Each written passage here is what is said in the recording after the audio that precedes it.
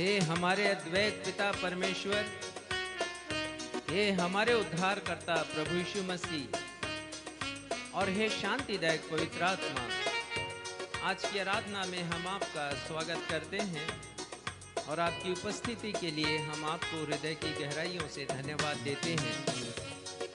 एक मशहूर भजन है, भजन संहिता 136, भजन संहिता 136, और ये भजन धन्यवाद का भजन है हर एक उन बातों के लिए जिसे हम अपने जीवन में परमेश्वर की करुणा से, परमेश्वर की कृपा से और परमेश्वर के अनुग्रह से प्राप्त करते हैं। और भजनकार यहाँ पर लिखते हैं, यहोवा का धन्यवाद करो क्योंकि वह भला है और उसकी करुणा सदा की है। वो ईश्वरों का परमेश्वर है, उसका धन्यवाद करो, उसकी करुणा सदा की है। वो प्रभुओं का प्रभु है, उसका धन्यवाद करो, उसकी करुणा सदा की है। वो बड़े बड़े आश्चर्य कर्म करता है, उसका धन्यवाद करो क्योंकि उसकी करुणा सदा की है। तो आइए आज की रविवारी आराधना के प्रारंभ में हम अपने परमेश्वर पिता को धन्यवाद दें गीत के इन शब्दों के साथ, यहोवा का धन्यवाद करो क्योंकि वह भला है, उसकी करुणा सदा की है, उसका धन्यवाद करो। आइए हम सब मिलकर इस गीत को गाएं। यहोवा का धन्यवाद करो क्योंकि वो भला है, उसकी करुणा सदा की है, उसका धन्यवाद करो। यहोवा का धन्यवाद करो क्योंकि वो भला है,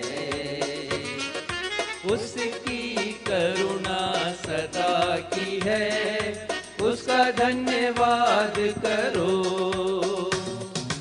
राजाओं का राजा यीशु राजा जगत में राज करेगा। हालेलुया हालेलुया, उसका धन्यवाद करो।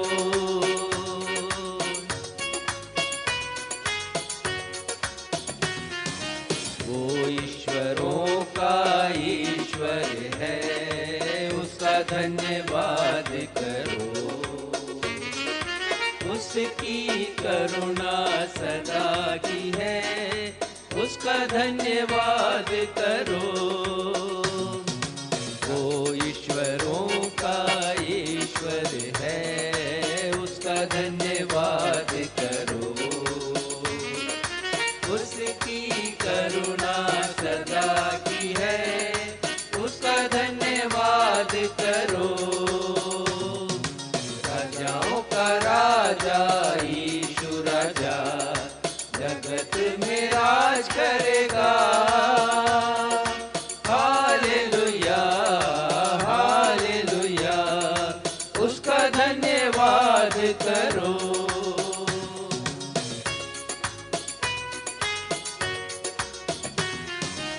उसने अपनी बुद्धि से आकाश बनाया, उसकी करुणा सदा की है, उसका धन्यवाद करो। उसने अपनी बुद्धि से आकाश बनाया,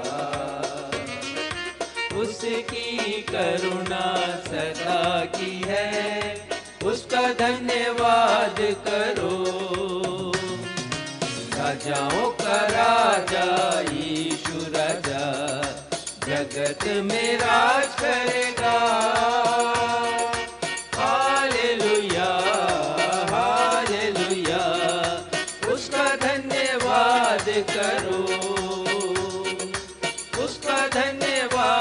करो, उसका धन्यवाद करो। नवजीवन इवेंजलिकल चर्च की 218वीं 218th ऑन एवं ऑफलाइन आराधना में मैं क्षितिज मसीह आप समस्त प्रभु भक्तों का अपने उद्धारकर्ता प्रभु यीशु मसीह के अतुलनीय नाम में स्वागत करता हूं एवं आप सबों को जय यीशु, यीशु सहाय, शालोम, जय मसीह की और प्रेज द लॉर्ड कहता हूं। Praise the Lord. प्रिय भाइयों एवं बहनों, हम पिछले कुछ रविवारों से परमेश्वर पिता के न्याय, नर्क एवं स्वर्ग जैसे महत्वपूर्ण विषयों पर लगातार अध्ययन कर रहे हैं। हमने अच्छी तरह जान लिया और सीख लिया है कि हम सबको मृत्यु के पश्चात प्रभु यीशु मसीह के न्याय आसन के समक्ष पृथ्वी पर बिताए जीवन का हिसाब किताब देना है। हमने यह भी सीख लिया है कि नर्क एक अत्यंत पीड़ादायक स्थान है जिसे हमें अपने पृथ्वी पर के जीवन का अंतिम मुकाम कभी नहीं बनाना है। पिछले रविवार को हमने भली भांति सीख लिया कि इस पृथ्वी पर जीवन व्यतीत करते हुए मृत्यु के पश्चात अपने जीवन का अंतिम पड़ाव स्वर्ग ही निश्चित करना है। लेकिन प्रिय भाइयों और बहनों, बाइबल हम सब से स्पष्ट रीति से कहती है कि यदि हम प्रभु यीशु मसीह के न्याय आसन के समक्ष निर्दोष खड़े रहना चाहते हैं, यदि हम किसी भी हाल में नर्क नहीं जाना चाहते और यदि हम स्वर्ग जाना चाहते हैं, तो हमें प्रभु यीशु मसीह के द्वारा दिए गए निर्देशों का पालन करते हुए योग्यता हासिल करना होगा। आज हमारे पास्टर साहब इसी विषय पर संदेश देते हुए इन 3 बातों के बारे में बताएंगे जिनका पालन करने की आज्ञा प्रभु यीशु मसीह ने हमें दी है।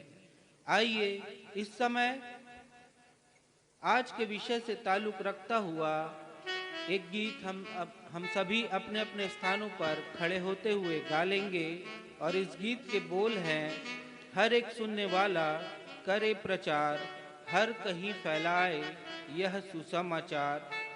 यदि आपके पास मसीही गीत संग्रह है या मेनोनाइट की गीत किताब है तो उसमें यह गीत क्रमांक 257 257 पर आपको मिलेगा।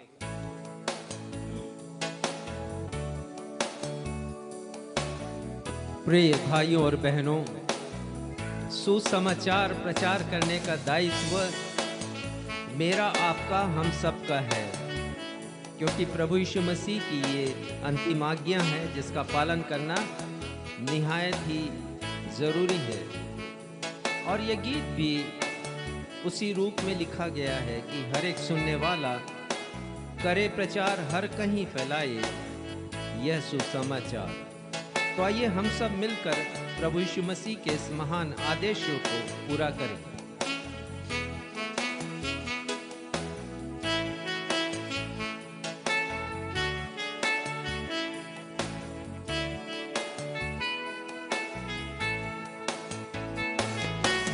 हर एक सुनने वाला करे प्रचार, सब कहीं फैलाए यह सुसमाचार। पापी लोग ये सुनने पाए बारंबार, हर एक आए यीशु पार। वही सबको ग्रहण करेगा, देश विदेश के लोगों को तो देवता, किसी को वो नहीं करेगा निराश, हर एक आए यीशु पार।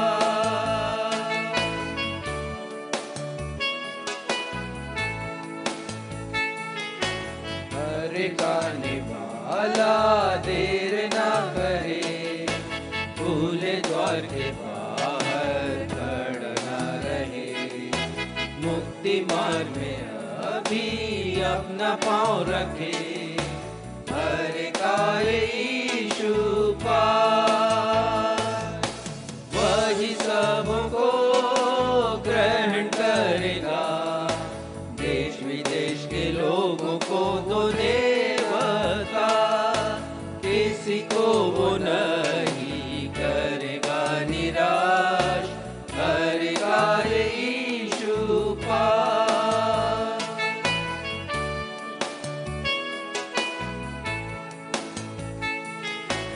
प्राण का खोजी हो तो यीशु को मान। यीशु ही बचाता मनुष्यों का प्राण। उस पर रख भरोसा जिससे मिलता त्राण। हर गाए यीशु पास, वही सबको ग्रहण करेगा। देश विदेश के लोगों को दोने बता, किसी को वो नहीं करेगा निराश। हर गाए यीशु पास, हर गाए यीशु पास, हर गाए यीशु पास।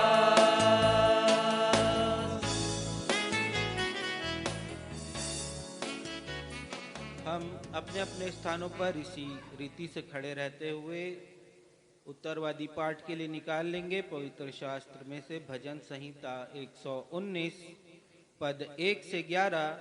भजन संहिता 119 पद 1 से 11 और इसे पढ़ने में अगुवाई भाई सक्षम मसीह करेंगे।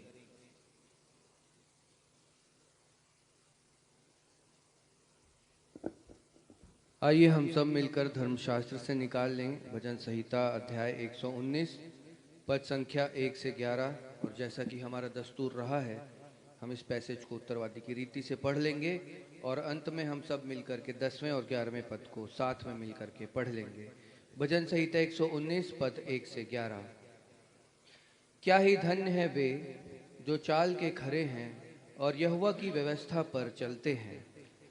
क्या ही धन्य है वे जो उसकी चितौनियों को मानते हैं और पूर्ण मन से उसके पास आते हैं। फिर वे कुटिलता का काम नहीं करते, वे उसके मार्गों पर चलते हैं।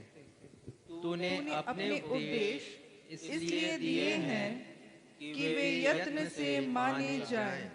भला होता कि तेरी विधियों को मानने के लिए मेरी चाल चरण दृढ़ हो जाए। तब मैं तेरी सब आज्ञाओं की ओर चित्त लगाए रहूंगा और मेरी आशा ना टूटेगी। जब मैं तेरे धर्म में नियमों को सीखूंगा, तब तेरा धन्यवाद सीधे मन से करूंगा।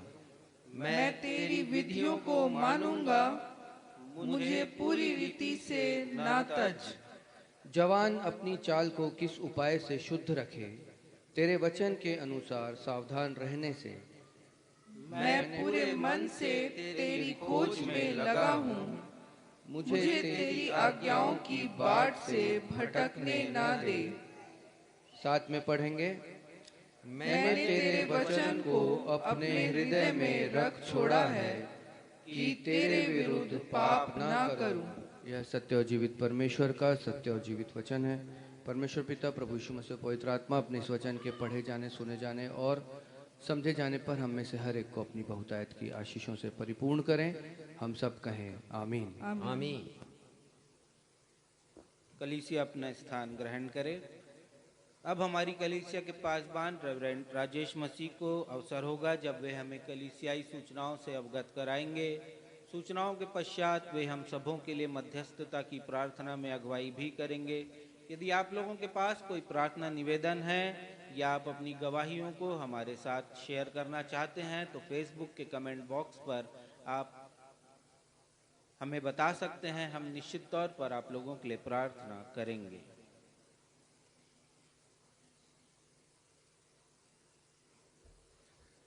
नवजीवन इवेंजलिकल चर्च की 218वीं अर्थात 218 ऑन एवं ऑफलाइन रविवारी आराधना में मैं आप सभी का जो इस कलीसिया में है और इस समय अपने अपने मोबाइल के समक्ष या टेलीविज़न के सामने हैं, आप सभी का स्वागत करता हूं। और मैं उनका भी स्वागत करता हूं जो भविष्य में यूट्यूब या व्हाट्सएप या मैसेंजर या फेसबुक के माध्यम से हमारी इस रविवारी आराधना में भविष्य में शामिल होंगे। मैं आप सभी का भी हार्दिक स्वागत करता हूं। सूचनाएं इस प्रकार से हैं। दिनांक 28 अगस्त को मणिपुर के पीड़ितों को न्याय दिलाने और वहां पर जारी हिंसा पर विराम लगाने के लिए चुस्त दुरुस्त प्रशासकीय व्यवस्था करने के लिए, साथ ही दोषियों को पकड़कर दंडित करने के उद्देश्य से बिलासपुर शहर के और आसपास के अनेक कलीसियाओं के समस्त मसीही समाज के लोग एकत्रित हुए और एक रैली निकाली गई। डिसाइपल चर्च सिविल लाइन से लेकर कलेक्ट्रेट तक शांति मार्च किया गया। पीसफुल रैली थी वो, तथा संयुक्त मसीही संगठन के तत्वावधान में हमने आदरणीय राष्ट्रपति, राज्यपाल जी और अन्यों को पत्र दिया कलेक्टर के माध्यम से और निवेदन किया कि हमारे पत्र उचित अनुशंसा के साथ प्रेषित किए जाएं। प्रार्थना अनुरोध इस प्रकार से है। हम लगातार प्रार्थना कर रहे हैं मिसेस शालिनी राव के लिए, जिन्हें हृदय की तकलीफ है और पुनः उनके हृदय का ऑपरेशन होने वाला है। सीएमसी वेलोर में भर्ती हैं अभी। हम उनके सफल ऑपरेशन के लिए प्रार्थना करते हैं।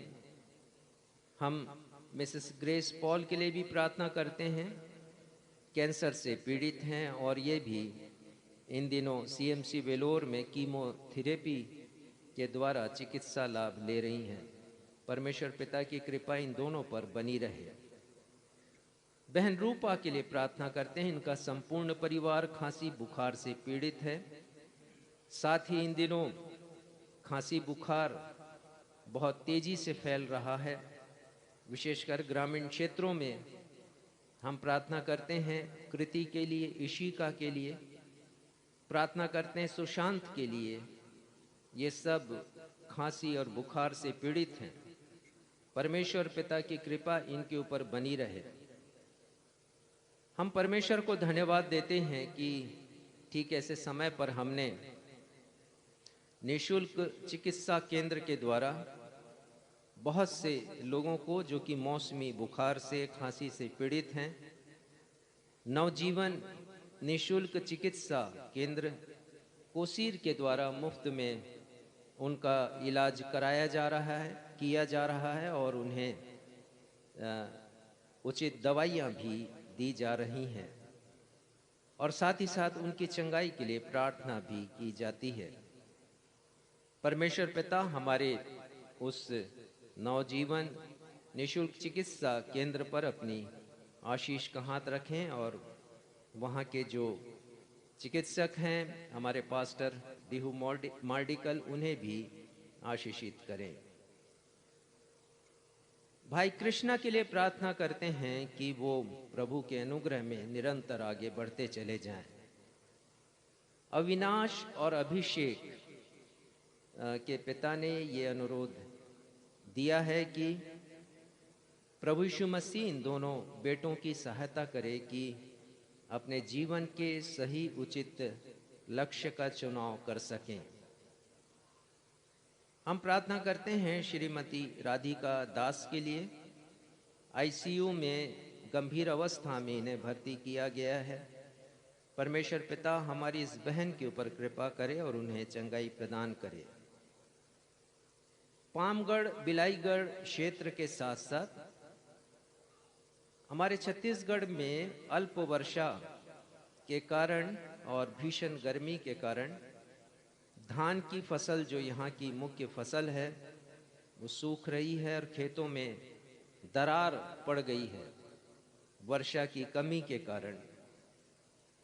हम प्रार्थना करते हैं अपने किसान भाइयों के लिए जिन्होंने बड़े परिश्रम से, मेहनत से और बहुत आशा से अपने अपने खेतों में धान की फसल उगाया है। परमेश्वर पिता की कृपा चाहते हैं और चाहते हैं कि जैसी सूचना मौसम की हमें मिली है ताज़ा, जानकारी, उसके अनुसार वहाँ पर इन क्षेत्रों में बारिश होनी है। परमेश्वर पिता की कृपा हो और इन क्षेत्रों में बारिश हो सके ताकि किसानों की सूखती फसल लहलहा सके। प्रार्थना करते हैं मिस्टर अशोक गुहा के लिए। उन्हें पुनः मेडिकल कॉलेज हॉस्पिटल बिलासपुर में भर्ती किया गया है, आईसीयू में है वो। परमेश्वर पिता की कृपा हो क्योंकि तीसरी बार उन्हें भी भर्ती किया गया है और उन्हें चंगाई मिल सके। उसी प्रकार हम प्रार्थना करते हैं सुश्री प्रोमिला बेनेट के लिए, जो तखतपुर में रहती हैं, काफ़ी वृद्ध हो चुकी हैं और अस्वस्थता से गुजर रही हैं। परमेश्वर पिता की कृपा इनके ऊपर भी हो और इन्हें चंगाई मिले। धन्यवाद का विषय है कि पिछले दिनों हम श्रीमती विनीता मार्डिकल दिवाकर के लिए प्रार्थना कर रहे थे कि परमेश्वर पिता की कृपा उनके ऊपर हो, सुरक्षित प्रसव हो सके। और परमेश्वर पिता ने प्रार्थनाओं को सुना, अपनी कृपा बरसाई उनके ऊपर और कल सुरक्षित प्रसव हुआ है और उन्होंने बेटे को जन्म दिया है। परमेश्वर के नाम की महिमा हो और हम उन्हें धन्यवाद देते हैं। आइए इन सारे विषयों को हम अपने उद्धारकर्ता प्रभु यीशु मसीह के नाम में परमेश्वर पिता के सिंहासन के समक्ष रखें। ये हमारे पिता, हमारे हृदय धन्यवाद से भरे हुए हैं आपकी हर एक कृपा के लिए, आपकी दया के लिए, आपकी करुणा के लिए, जो हम पर पल प्रतिपल, क्षण प्रतिक्षण बरसती रहती है। प्रत्येक उपकारों के लिए पिता हम आपके शुक्रगुजार हैं, मेहरबानियों के लिए, क्योंकि यदि ये जीवन आपने हमें दिया है, यदि हम सांस ले रहे हैं और हमारा हृदय स्पंदन कर रहा है, तो आपकी मेहरबानी के अलावा ये कुछ और नहीं है। पिता, हमारी प्रार्थना है कि जितने प्रार्थना निवेदन आज हमने रखे हैं, आपके सिंहासन के सामने वो ग्रहण योग्य हो सके। प्रत्येक प्रार्थना का उत्तर हमेशा की तरह अब भी दीजिएगा परमेश्वर पिता, ताकि आपके नाम की महिमा हो सके और प्रत्येक वे लोग जो कि बीमार हैं या मुश्किल में हैं, कठिन स्थिति में हैं, वहाँ से छुटकारा पाकर आपको हृदय से धन्यवाद दे सकें। पिता, हम प्रार्थना करते हैं अपनी कलीसिया के प्रत्येक लोगों के लिए, जो प्रत्येक रविवार को हमारे साथ ऑनलाइन जुड़ते हैं, रविवारी आराधना में शामिल होते हैं, और बहुत से लोग बाद में भी हमारे साथ शामिल होते हैं। हम धन्यवाद देते हैं पिता कि ये हमारा छोटा सा उपाय आपके द्वारा आशीषित हुआ और हम सैकड़ों हजारों लोगों के पास पहुंचते हैं। गीतों के माध्यम से, वचन के पढ़े जाने के माध्यम से, प्रार्थना के माध्यम से और वचन के प्रचार के माध्यम से, अपनी अपनी भेंटों को देने के माध्यम से। पिता, आपने ये जो उपाय किया है और ये सारे माध्यम हमारे लिए बनाए हैं कि हम अपने मसीही जीवन में परिपक्वता की ओर आगे बढ़ सके, हम आपके शुक्रगुजार हैं पिता, क्योंकि हम जानते हैं कि बहुत से ऐसे लोग हैं जिनके निवास स्थान के पास कलीसिया भवन नहीं।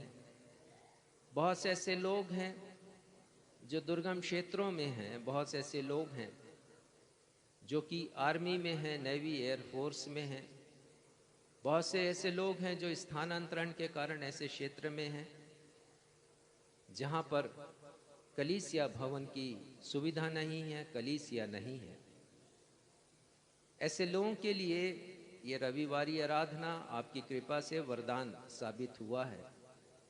हमारी प्रार्थना है पिता कि इसका अधिक से अधिक प्रचार प्रसार हो, ताकि और भी लोग इस माध्यम के द्वारा, सोशल मीडिया के द्वारा आपसे जुड़ सकें और आपकी आशीषों को प्राप्त कर सकें। साथ ही साथ पिता, जीवित वचन के प्रचार के द्वारा लोगों का जीवन मसीहियत में आगे बढ़े, उनकी एक गवाही बन सके, उनके जीवन में आमूल चूल परिवर्तन आ सके। और होने दीजिए पिता कि हर एक अपने मसीही जीवन में परिपक्व बन सके। हमारा यही उद्देश्य है पिता। हम चाहते हैं कि आपका वचन अर्थपूर्ण तरीके से वचन के बीज बोए जाएं, ताकि जब वो अंकुरित हों और वृक्ष बने तो बहुत से लोग उसके फलों के द्वारा अपने आत्मिक जीवन को और भी मजबूत और बलिष्ठ बना सके। ये हमारा प्रयास है पिता, और हम आपकी आशीष चाहते हैं। साथ ही पिता हम आशीष चाहते हैं प्रत्येक श्रोता के लिए कि उनका कंसंट्रेशन, उनका ध्यान आराधना में लगातार बना रहे, उनका मन शैतान विचलित ना करे, वचन को सुने, बार बार सुने और आत्मिक ज्ञान की उच्चता में आगे बढ़ सकें पिता, और आपके राज्य के योग्य ठहर सके। पिता हम धन्यवाद देते हैं अपने उन हर एक भाई बहनों के लिए जो समय समय पर अपनी भेंटों को देने के द्वारा हमारी कलीसिया और नवजीवन सेवा समिति की सहायता करते हैं, ताकि हम दुखी, पीड़ित, लाचार लोगों के पास पहुंच सकें, उनकी सेवा कर सकें, और साथ ही साथ पिता आपके आदेश का पालन करते हुए भटके लोगों के पास पहुंच सके और उनको आपके राज्य में शामिल कर सकें। और यही आप चाहते हैं। होने दीजिए पिता, हम अपने इस अभियान में और भी आगे बढ़ें, सफल हों और आपकी कृपा से नए कीर्तिमान स्थापित करें, ताकि आपके नाम की महिमा सब ओर होती रहे। आगे की आराधना को हम आपके सामर्थी हाथों में सौंपते हैं और अपनी इस प्रार्थना को आपके बेटे हमारे उद्धारकर्ता प्रभु यीशु के नाम से मांगते हैं। सुनिए और ग्रहण कीजिए। कलीसिया कहे आमीन।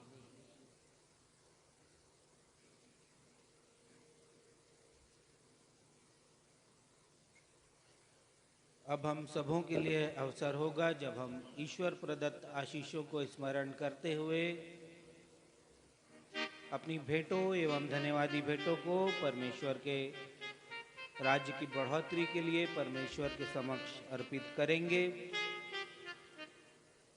यदि हमारे ऑनलाइन दर्शक हमारी कलीसिया के द्वारा किए जा रहे सुसमाचार के प्रचार के कार्यों के लिए या कलीसिया भवन की छत की ढलाई के लिए या सेवा के कामों के लिए अपना योगदान, अपनी भेंट देना चाहते हैं, तो वे हमारी कलीसिया के पासबान रेवरेंड राजेश मसीह से संपर्क कर सकते हैं। जब हम अपनी भेंटों को अर्पित करेंगे, हम सभी मिलकर यह गीत गाएंगे, आओ हम यहोवा के लिए ऊंचे स्वर से गाएं, अपने उद्धार की चट्टान का जय जयकार करें।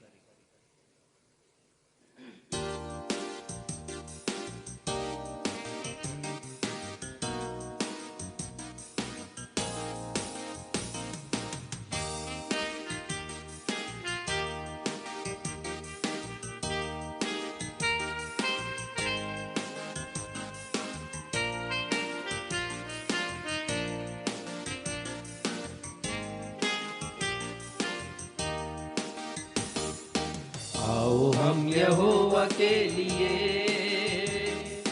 ऊंचे स्वर से गाएं, अपने उद्धार की चट्टान का जय जयकार करें। आओ हम यहोवा के लिए ऊंचे स्वर से गाएं, अपने उद्धार की चट्टान का जय जयकार करें।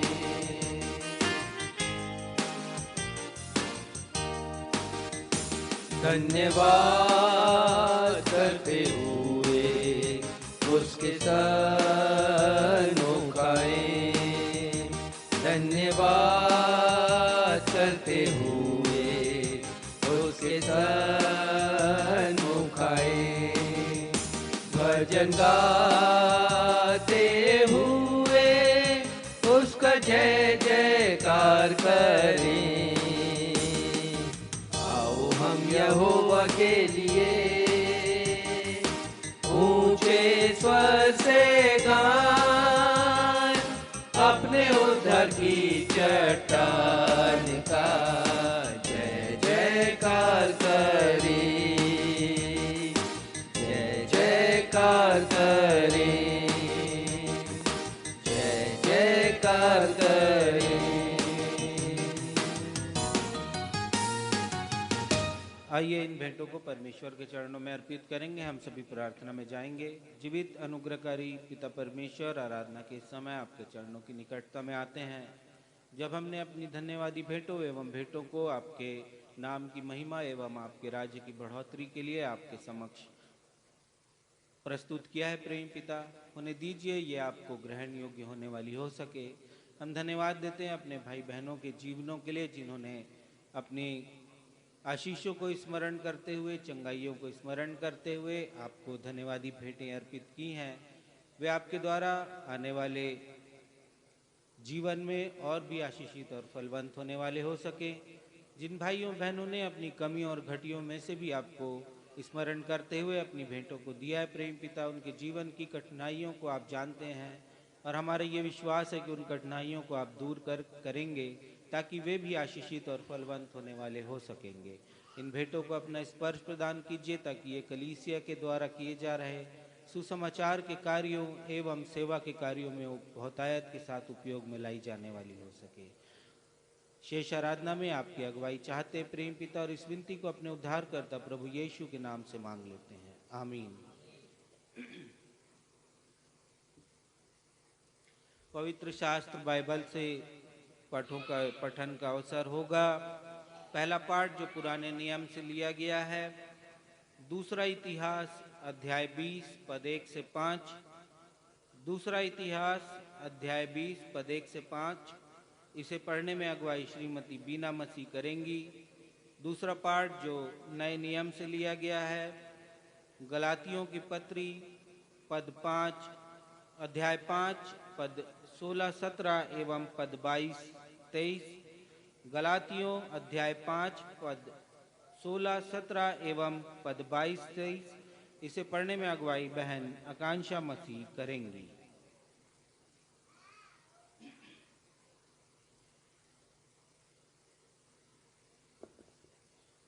आप सबों को जय मसीह की। मैं आपके समक्ष धर्मशास्त्र से पढ़ लूंगी पुराने नियम से दूसरा इतिहास अध्याय 5 पद 1 से 5, अध्याय 20 पद 1 से 5।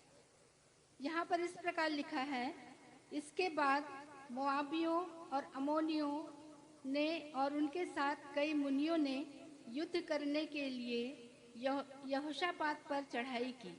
तब लोगों ने आकर यहोशापात को बता दिया, ताल के पार से एदोम देश की ओर से एक बड़ी भीड़ तुझ पर चढ़ाई कर रही है, और देख वह हासासोनात तामार तक, जो एन गदी की भी कहलाता है, पहुंच गई है। तब यहोशापात डर गया और यहोवा की खोज में लग गया और पूरे यहूदा में उपवास का प्रचार करवाया।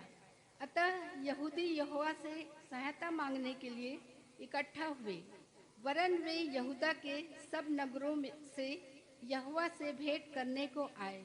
तब यहोशापात यहोवा के भवन में नए आंगन के सामने यहूदियों और यरूशलेमियों की मंडली में खड़ा होकर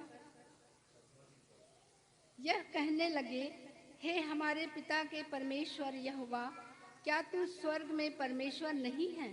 और क्या तू जाति जाति के सब राज्यों के ऊपर प्रभुता नहीं करता? और क्या तेरे हाथ में ऐसा बल और पराक्रम नहीं है कि तेरा सामना कोई नहीं कर सकता? ये परमेश्वर का जीवित सत्य वचन है। परमेश्वर इसके पढ़े और सुने जाने पर हम सबों को आशीष प्रदान करें। हम सब कहें आमीन।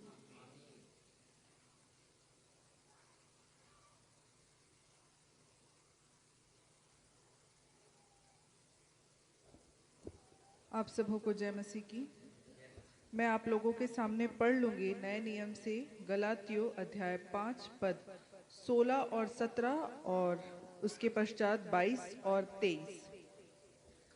पर मैं कहता हूँ आत्मा के अनुसार चलो तो तुम शरीर की लालसा किसी रीति से पूरा ना करोगे, क्योंकि शरीर आत्मा के विरोध में और आत्मा शरीर के विरोध में लालसा करता है, और ये एक दूसरे के विरोधी हैं, इसलिए कि जो तुम करना चाहते हो वह ना करने पाओ। पद 22 और 23।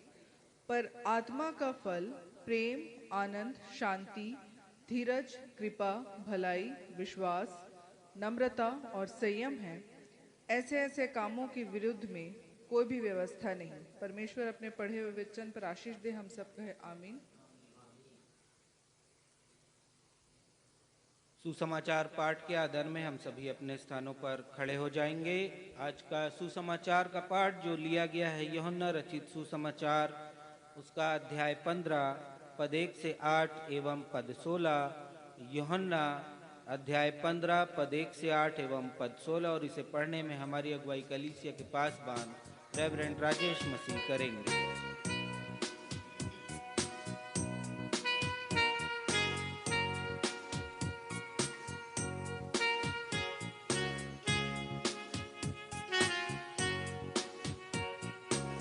आज का सुसमाचार का पाठ यूहन्ना रचित सुसमाचार, उसका 15वां अध्याय पद संख्या 1 से 8 और उसके पश्चात पद 16।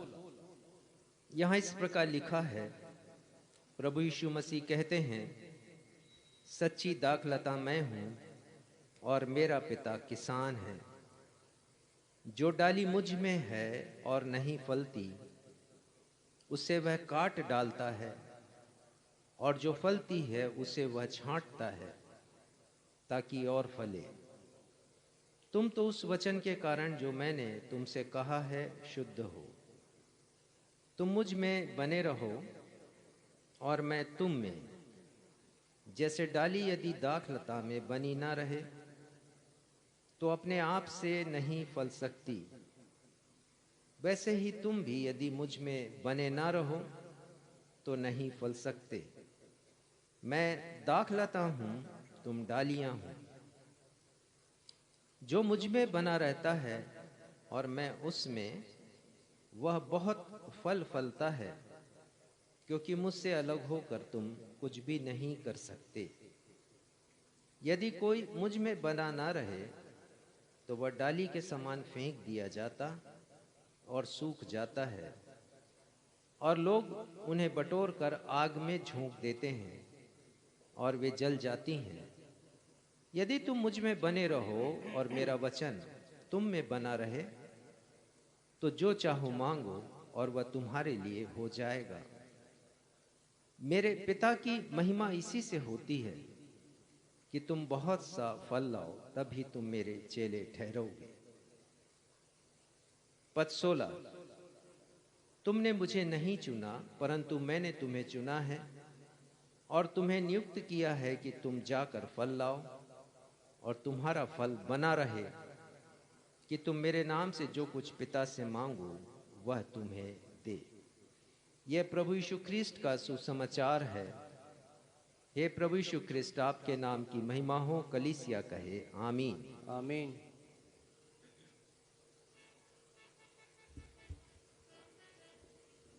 अब हम सबों के लिए यह सुनहरा समय होगा जब हम परमेश्वर पिता के जीवित वचन से सप्ताह भर की आत्मिक ऊर्जा को प्राप्त करने के लिए परमेश्वर पिता के अभिषिक्त दास और हमारी कलीसिया के पासबान रेवरेंड राजेश मसीह से एक अर्थपूर्ण, प्रभावशाली एवं प्रेरणादायक संदेश को सुन लेंगे। और आज के संदेश का विषय है 3 आवश्यक बातें प्रभु यीशु मसीह चाहते हैं कि आप या हम जरूर उनका पालन करें। 3 essential things Lord Jesus Christ wants you or I, we must follow them. परंतु इससे पहले कि हम संदेश में जाएं, हम संदेश से ताल्लुक रखता हुआ यह गीत गा लेंगे, जिस गीत के शब्द हैं, यीशु के पीछे कौन हो लेता, अपना ही क्रूस कौन उठाएगा। यदि आपके पास मसीही गीत संग्रह है तो उसमें यह गीत क्रमांक 254 है, या मैनोनाइट की गीत किताब है तो उसमें यह गीत क्रमांक 253 है।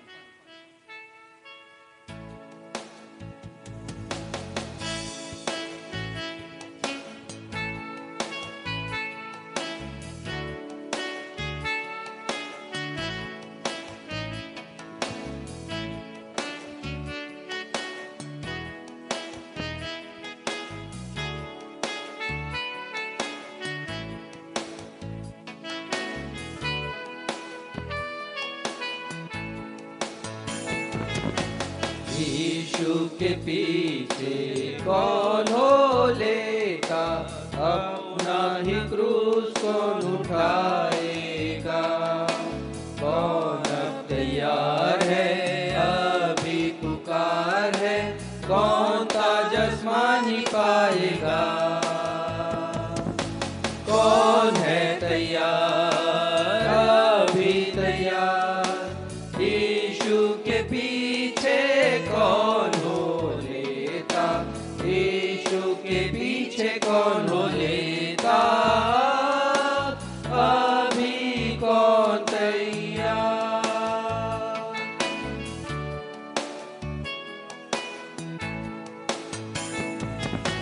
यीशु के पीछे कौन हो लेता, कौन उसके साथ हो जाएगा। पूरा ही प्राण हो, उसकी जय जय हो, कौन उसकी सन्ना गाएगा। कौन है तैयार, अभी तैयार, यीशु के पीछे कौन हो लेता, यीशु के पीछे कौन हो लेता, अभी कौन तैयार।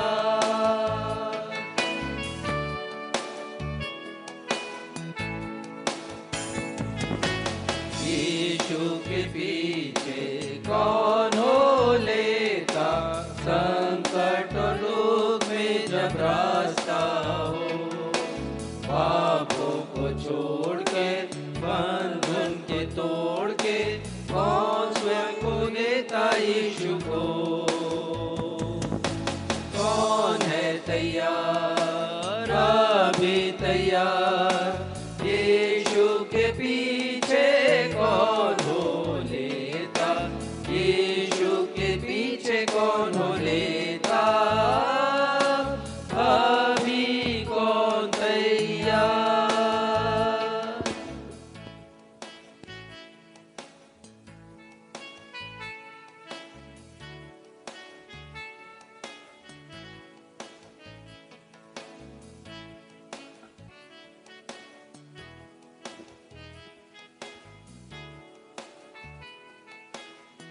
पिछले अनेक रविवारों से हम अनेक महत्वपूर्ण विषयों की श्रृंखला पर अध्ययन करते आ रहे हैं। उदाहरण के लिए पहले हमने अध्ययन किया परमेश्वर पिता के 5 न्याय के विषय में, और मैंने आपको बतलाया कि 3 न्याय परमेश्वर पिता पहले ही कर चुके हैं उन 5 न्यायों में, और 2 न्याय परमेश्वर पिता भविष्य में करने वाले हैं। ये न्याय हुआ नहीं है, न्याय का फैसला भी अभी बाकी है।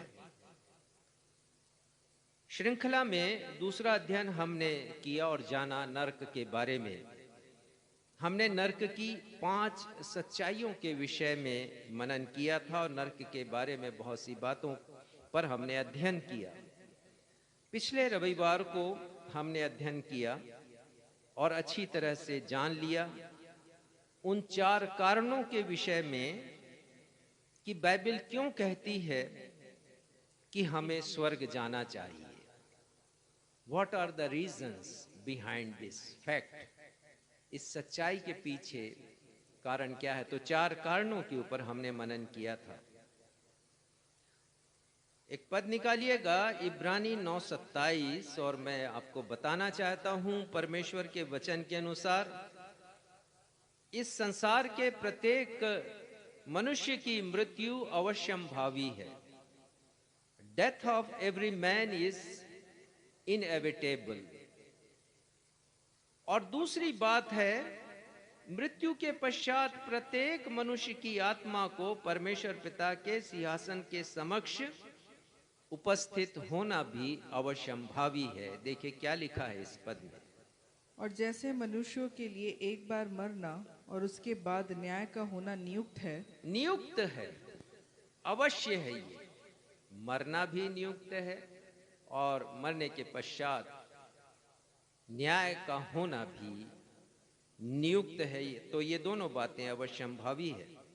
अर्थात इस संसार का कोई भी मनुष्य ना अपनी मृत्यु को और ना ही मृत्यु के पश्चात परमेश्वर के न्याय को किसी भी रीति से, किसी भी उपाय से वो टाल सकता है। इसीलिए उपरोक्त विषयों पर मनन करते हुए हमने यह भली भांति सीख लिया और जान लिया था, पहली बात, कि प्रभु के अनुग्रह से मुझे और आपको मिले इस पृथ्वी पर के जीवन को बहुत सोच समझकर, बहुत समझ बूझ के साथ परमेश्वर के भय में रहते हुए बड़ी बुद्धिमता से व्यतीत करना है। इस पृथ्वी के जीवन को, जिसे हम बहुत बार साधारण रूप से ले लेते हैं और जो चाहे मन मर्जी का व्यवहार अपने जीवन से करते हैं। दूसरी बात, परमेश्वर पिता को न सिर्फ न्याय करने का अधिकार है, परंतु उन्हें दंड देने का भी अधिकार है। यदि किसी ने बुरा किया तो दंडित करेंगे, और यदि किसी ने भला काम किया है, परमेश्वर के वचन पर यदि वो चलता रहा है, तो परमेश्वर पिता उसे पुरस्कृत भी करेंगे।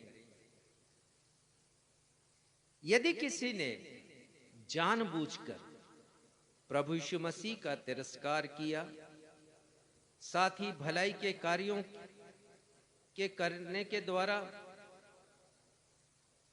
दीन दुखी लाचारों की सेवा भी नहीं की, तो परमेश्वर पिता अनंत काल के लिए उसे नरक में डाल देंगे। परंतु यदि किसी ने प्रभु यीशु मसीह पर विश्वास किया है और दीन दुखी लाचार लोगों की सहायता की है, परमेश्वर की सेवा जानकर, तो परमेश्वर पिता उसे अनंत काल का जीवन देंगे और उसे स्वर्ग में रखेंगे। ये हमने सीखा था। स्वर्गीय राज्य में प्रवेश करने हेतु एक और स्थान निकालिए, मत्ती 7, 21, 22, 23। ये बहुत ही चुनौती भरा ये वचन है, हम सभी के लिए काफी शिक्षा है। मत्ती रचित 7, 21, 22, 23 में प्रभु यीशु मसीह के पहाड़ी उपदेश के अंतिम कुछ जो वचन है, उनमें से एक ये वचन है। 21वां पद पढ़िएगा। जो मुझसे हे प्रभु कहता है, उनमें से हर एक स्वर्ग के राज्य में प्रवेश ना करेगा, परंतु वही जो मेरे स्वर्ग के पिता की इच्छा पर चलता है। कहने का तात्पर्य यह है कि स्वर्गीय राज्य में प्रवेश करने हेतु केवल धार्मिक जीवन जीना या व्यतीत करना या केवल आश्चर्य कर्मों का करना पर्याप्त नहीं है, परंतु सबसे अधिक महत्वपूर्ण है परमेश्वर पिता की इच्छा को या उनकी आज्ञाओं का पालन करना। अन्यथा धार्मिक क्रियाकलापों या आश्चर्य कर्मों, चंगाई का वरदान मिल गया और चंगाई करने लगे, समृद्धि की बातें करने लगे, समृद्धि का या आशीषों का उपदेश देने लगे, या मैं कहूंगा कि मनगढ़ंत भविष्यवाणी करने लगे और सोचने लगे कि हम परमेश्वर की सेवा कर रहे हैं, तो हम बड़े भ्रम में हैं। परमेश्वर का वचन कहता है साफ साफ कि हम कितने भी प्रसिद्ध क्यों ना हो जाएं। 22वां पद पढ़िएगा। उस दिन बहुत से लोग मुझसे कहेंगे, हे प्रभु, क्या हमने तेरे नाम से भविष्यवाणी नहीं की और तेरे नाम से दुष्ट आत्माओं को नहीं निकाला? हाँ, ये काम कर करके आजकल लोग बहुत प्रसिद्ध हो रहे हैं। मसीही प्रचारक, उपदेशक और भविष्यवाणी करने वाले लोग जो एपोस्टल लिखते हैं और प्रोफेट्स लिखते हैं, काफी लोकप्रिय हो रहे हैं। तो कितने भी लोकप्रिय क्यों ना हो जाए, परमेश्वर की नजर में यदि हम परमेश्वर की इच्छा का सम्मान नहीं कर रहे, परमेश्वर की आज्ञा का पालन नहीं कर रहे, तो प्रभु यीशु मसीह की दृष्टि में क्या है, प्रभु यीशु मसीह का व्यवहार क्या होगा न्याय के दिन। 23वें पद में लिखा है, पढ़िएगा। तब मैं उनसे खुलकर कह दूंगा, मैंने तुमको कभी नहीं जाना। प्रभु यीशु मसीह कह देंगे उस दिन, न्याय के दिन, कि मैंने तुमको कभी नहीं जाना। भले बड़े बड़े आश्चर्य कर्म उन्होंने किए, दुष्ट आत्माओं को निकाला है और भविष्यवाणी की है, ये मेरे शब्द नहीं है, प्रभु यीशु मसीह के शब्द हैं। और आगे क्या कहेंगे वो? हे कुकर्म करने वालों, मेरे पास से चले जाओ। कुकर्म करने वालों।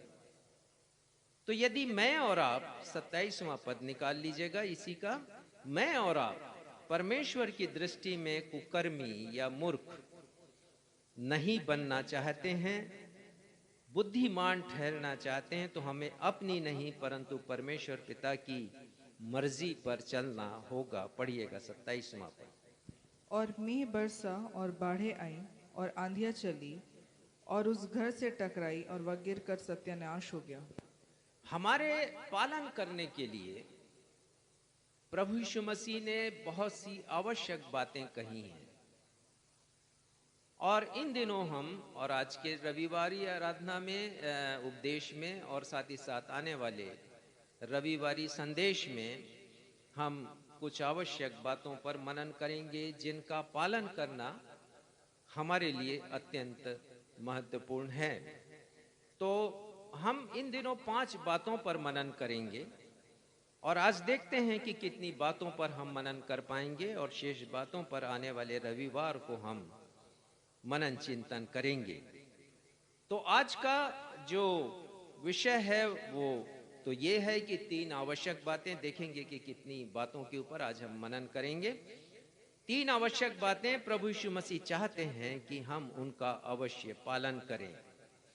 3 essential things that Lord Jesus Christ wants you must follow them। तो प्रभु यीशु मसीह चाहते हैं कि हम पालन करें इन बातों का, जैसे मत्ती 7, 21, 22, 23 पद में हमने पढ़ लिया, और उसका जो सारांश हमने निकाला है वो यही कहता है कि हमें आज्ञा माननी है, पालन करना है, परमेश्वर की इच्छा को पूरी करना है। पहली आवश्यक बात जिसका पालन किया जाना अति आवश्यक है, इसी का 6वां अध्याय निकालिएगा मत्ती का, और पहली बात हम देखेंगे जिसका पालन करना हमारे लिए बहुत महत्वपूर्ण है। 6वें अध्याय का 33 पद पढ़िएगा और उसका प्रथम हिस्सा। इसलिए पहले तुम परमेश्वर के राज्य और उसके धर्म की खोज करो। हाँ, बस प्रभु यीशु मसीह कहते हैं कि पहले तुम परमेश्वर के राज्य और धर्म की खोज करो। हम तुम शब्द पर आएंगे। तुम शब्द यहां पर व्यक्तिगत है। प्रभु यीशु मसीह का आशय केवल उनके शिष्यों से नहीं है जो इस समय उनके उपदेश को सुन रहे थे, या उस भीड़ से नहीं थे जिन्हें उपदेश देते समय यीशु पर्वत पर चढ़ गए हैं और ऊंचे स्थान से खड़े होकर इस उपदेश को, जिसे पहाड़ी उपदेश हम कहते हैं, दे रहे हैं। परंतु उनका आशय मुझसे और आपसे है, और ये बहुत ही पर्सनल है, बहुत ही व्यक्तिगत है। वो मुझसे और आपसे बातचीत कर रहे हैं, और वो कह रहे हैं कि तुम पहले परमेश्वर के राज्य और धर्म की खोज करो। अब जो पहला शब्द है इस पंक्ति का वो है पहले। क्यों कहा पहले? और इसका एक बड़ा अर्थ है। पहले तुम्हें यह काम करना है, सारे काम को छोड़ दो। और पहला शब्द प्रभु यीशु मसीह की प्राथमिकता को दर्शा रहा है कि प्रभु यीशु मसीह चाहते हैं कि हमारे जीवन की प्राथमिकता परमेश्वर का राज्य हो जाए, परमेश्वर का धर्म हो जाए, कुल मिलाकर के परमेश्वर हो जाए और हम उनको खोजें। पहले शब्द का प्रयोग प्रभु यीशु मसीह ने इसलिए किया क्योंकि हम मनुष्य सबसे पहले सांसारिक वस्तुओं को खोजते हैं। परमेश्वर तो बहुत बाद की बात हो जाती है, परमेश्वर का स्थान तो बहुत अंत में आता है। और खासकर बहुत से युवा सोचते हैं कि ये समय नहीं है प्रभु भक्ति का, प्रभु यीशु मसीह में जीवन बिताने का। जब हम वृद्ध हो जाएंगे तब हम प्रभु को ढूंढेंगे, अभी नहीं। आज कुछ उदाहरण मैं आपको बताऊंगा। तो ये मनुष्य का स्वभाव है कि वो सांसारिक वस्तुओं को पहले खोजता है और ये जन्मजात स्वभाव है और ये शैतान का स्वभाव है। बाइबल कहती है कि मनुष्य 3 वस्तुओं को सबसे पहले खोजता है और इसीलिए प्रभु यीशु मसीह ने पहले शब्द का प्रयोग किया। और हिंदी भाषा के एक अक्षर प से मैंने उन 3 बातों को रेखांकित किया जिन्हें मनुष्य पहले ढूंढता है। पहला प है पैसा या धन दौलत या धन संपत्ति। मनुष्य सबसे पहले खोजता है और उसका कारण यह है कि सांसारिक लालसाओं को पूरा करने के लिए धन बहुत आवश्यक है। बिना धन के कोई सांसारिक लालसाओं को पूरा कर ही नहीं सकता है। और जो मनुष्य की चाहत होती है वो संसार की ओर पहले होती है, संसार की लालसाओं के लिए वो आकर्षित होता है, परमेश्वर का वचन कहता है। और साथ ही साथ धन इसलिए भी जरूरी हो जाता है मनुष्य के जीवन के लिए क्योंकि सांसारिक सुख सुविधा, संपन्नता की वस्तुएं, भोग विलास की वस्तुएं धन के द्वारा ही प्राप्त होती हैं। इसलिए मनुष्य पहले पैसा को ढूंढता है, धन को ढूंढता है। और दूसरा प है पद और प्रतिष्ठा, प्रसिद्धि। जब पैसा आ जाता है, जब धन आ जाता है मनुष्य के पास, वो चाहता है कि पद मिल जाए, केवल नौकरी का पद नहीं पर राजनीतिक पद भी मिल जाए, व्यावसायिक पद मिल जाए उसे, और वो प्रतिष्ठित माना जाए समाज के मध्य में और उसकी प्रसिद्धि आ जाए। ये दूसरा पद है, दूसरा प है जिसे मनुष्य पहले तलाशता है, खोजता है, जिसके पीछे वो पड़ा रहता है। प्रसिद्धि, शान, शोहरत, ऊंची हैसियत मनुष्य पाना चाहता है और सिर्फ पाना नहीं परंतु उसका प्रदर्शन करना भी चाहता है कि देखो हमारी हैसियत क्या है, हम कितने ऊंचे हैं, हम कितने बड़े हैं, हम कितने अमीर हैं।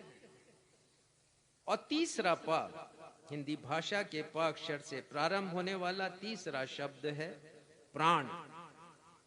प्राण। मनुष्य के पास जब पैसा आ जाता है, धन संपत्ति आ जाती है, मनुष्य के पास जब पद, प्रतिष्ठा, प्रसिद्धि आ जाती है, तब वो दीर्घायु जीवन पाना चाहता है। और आपने सुना होगा कि जिनके पास ये सब कुछ है, पैसा है, पद प्रतिष्ठा है, यदि बीमार हो जाते हैं तो वो एयरलिफ्ट का उनका होता है और वो बड़े से बड़े अस्पताल में जाते हैं। और भारत का एक मशहूर अस्पताल गुरुग्राम में है, वेदांता, वहां पर जाते हैं लोग। ये मनुष्य की चाहत है, मनुष्य पहले इन्हें चाहता है। जीवन जीने की अभिलाषा, दीर्घायु का जीवन जीने की अभिलाषा मनुष्य की तमाम इच्छाओं में सबसे बड़ी अभिलाषा होती है। मैं और जीऊं, मेरी उम्र और बढ़ जाए।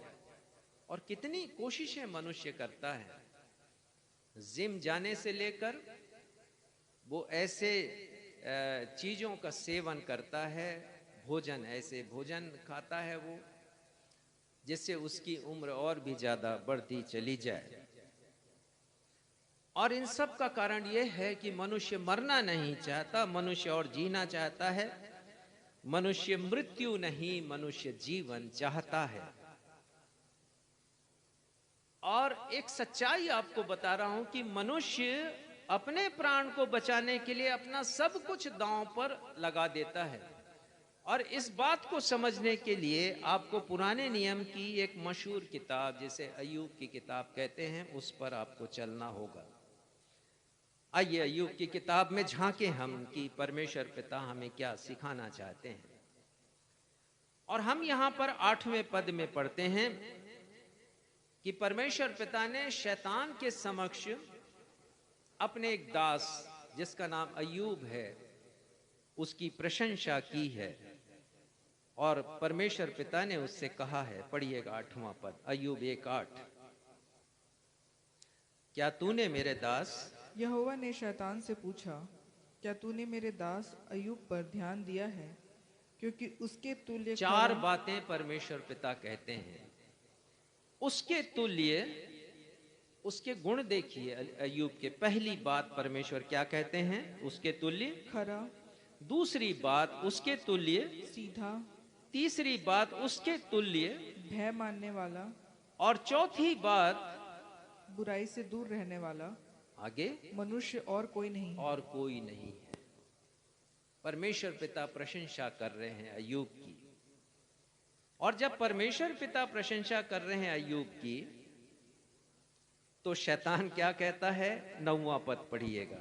शैतान ने यहोवा को उत्तर दिया, क्या अय्यूब परमेश्वर का भय बिना लाभ के मानता है? शैतान कह रहा है परमेश्वर पिता से, आपने तो आशीषें दी हैं, उसको बहुत लाभ हो रहा है, फायदा हो रहा है पृथ्वी पर के जीवन में, इसलिए वो ऐसा जीवन व्यतीत कर रहा है। और आप इस लाभ को, इस आशीष को हटा दीजिए, मुझे कहिए, मैं हटा लेता हूं। और आगे आप पढ़ेंगे तो पता चलेगा, बहुत रोचक विवरण है, अवश्य पढ़िएगा समय निकालकर, 1 और 2 अध्याय।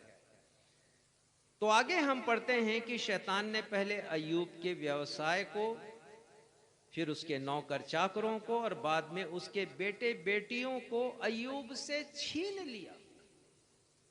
वो छीन लेता है क्योंकि ये सब उसके लाभ का, उसके आशीष का कारण बने हुए थे। और परीक्षा इस बात की हो रही थी कि यदि ये सब छीना जाए तो भी क्या अय्यूब का समर्पण परमेश्वर के प्रति, उसका प्रेम, उसका आदर, उसका मान सम्मान, उसका भय परमेश्वर के प्रति बना रहता या नहीं बना रहता। और हम पढ़ते हैं कि अय्यूब परमेश्वर के प्रति अपने प्रेम में, अपने समर्पण में और परमेश्वर के भय में वैसे ही बना है जैसे वो इन सब विपत्तियों के आने के पहले था। पढ़िएगा 2 अध्याय का 3 पद। यहोवा ने शैतान से पूछा, क्या तूने मेरे दास अय्यूब पर ध्यान दिया है कि पृथ्वी पर उसके तुल्य खरा और सीधा और मेरा भय मानने वाला और बुराई से दूर रहने वाला मनुष्य और कोई नहीं है? ये 4 जो चरित्र हैं, चरित्र के गुण हैं अय्यूब के, वो विद्यमान हैं। विपत्ति के पहले, उसके सुख के दिनों में वो जैसा था वैसा विपत्ति के दिनों में भी वो है। ये चारों गुण उसके जीवन की को परिभाषित करते हैं। तो फिर शैतान ने क्या कहा है? हम पढ़ेंगे 4 पद पढ़िए। शैतान ने यहोवा को उत्तर दिया, खाल के बदले खाल। हाँ, ध्यान दीजिएगा, इससे मैं समझाना चाहूंगा। मनुष्य खाल के बदले खाल दे देता है। और कितना सच है, और इसको समझाने के लिए आजकल के जिस वातावरण में हम, जिस माहौल में पल बढ़ रहे हैं, आपसे सीखना या समझना कोई कठिन बात नहीं है।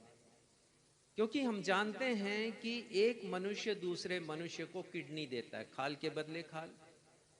एक मनुष्य दूसरे मनुष्य को लीवर देता है, एक मनुष्य दूसरे मनुष्य को आंखें देता है। ऐसी सैकड़ों चीजें हैं जो मनुष्य दे देता है मनुष्य के प्राण को बचाने के लिए। खाल के बदले खाल, मनुष्य के प्राण को बचाने के लिए मनुष्य ये सब दे देते हैं। आज के जमाने में लोकप्रिय ये बातें हैं। और उसके आगे वो फिर क्या कहता है शैतान, देखिएगा।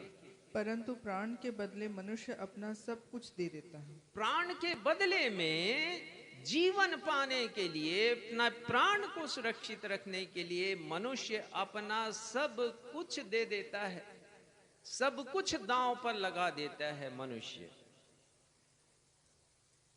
मेरे पास एक उदाहरण है, और ये कोविड-19 के समय का है। और उस समय कोरोना वायरस का प्रकोप बड़ी तेजी से हमारे देश में और विदेश सब जगह फैल रहा था। और मैंने पढ़ा एक परिवार के विषय में कि माँ है, वो दिल्ली में रहती थी और वो अपने बच्चों के पास आई हैं उड़ीसा के किसी बड़े शहर में। उसके 4 बेटे हैं और वो जन्मदिन मनाने के लिए वहाँ पर आई है। लेकिन जब वो आई तो कोरोना वायरस से संक्रमित होकर वो पहुंची है, और संक्रमण ऐसा फैला कि उनकी मृत्यु हो गई है मम्मी की। परंतु वो अपने संक्रमण को एक बेटे को दे देती है, और बेटा संक्रमित हो जाता है, अस्पताल में पहुंचाया जाता है, और वही संक्रमण दूसरे बेटे को, फिर तीसरे बेटे को, चौथे बेटे को। 4 बेटे अस्पताल में जीवन और मृत्यु के बीच में संघर्ष कर रहे हैं।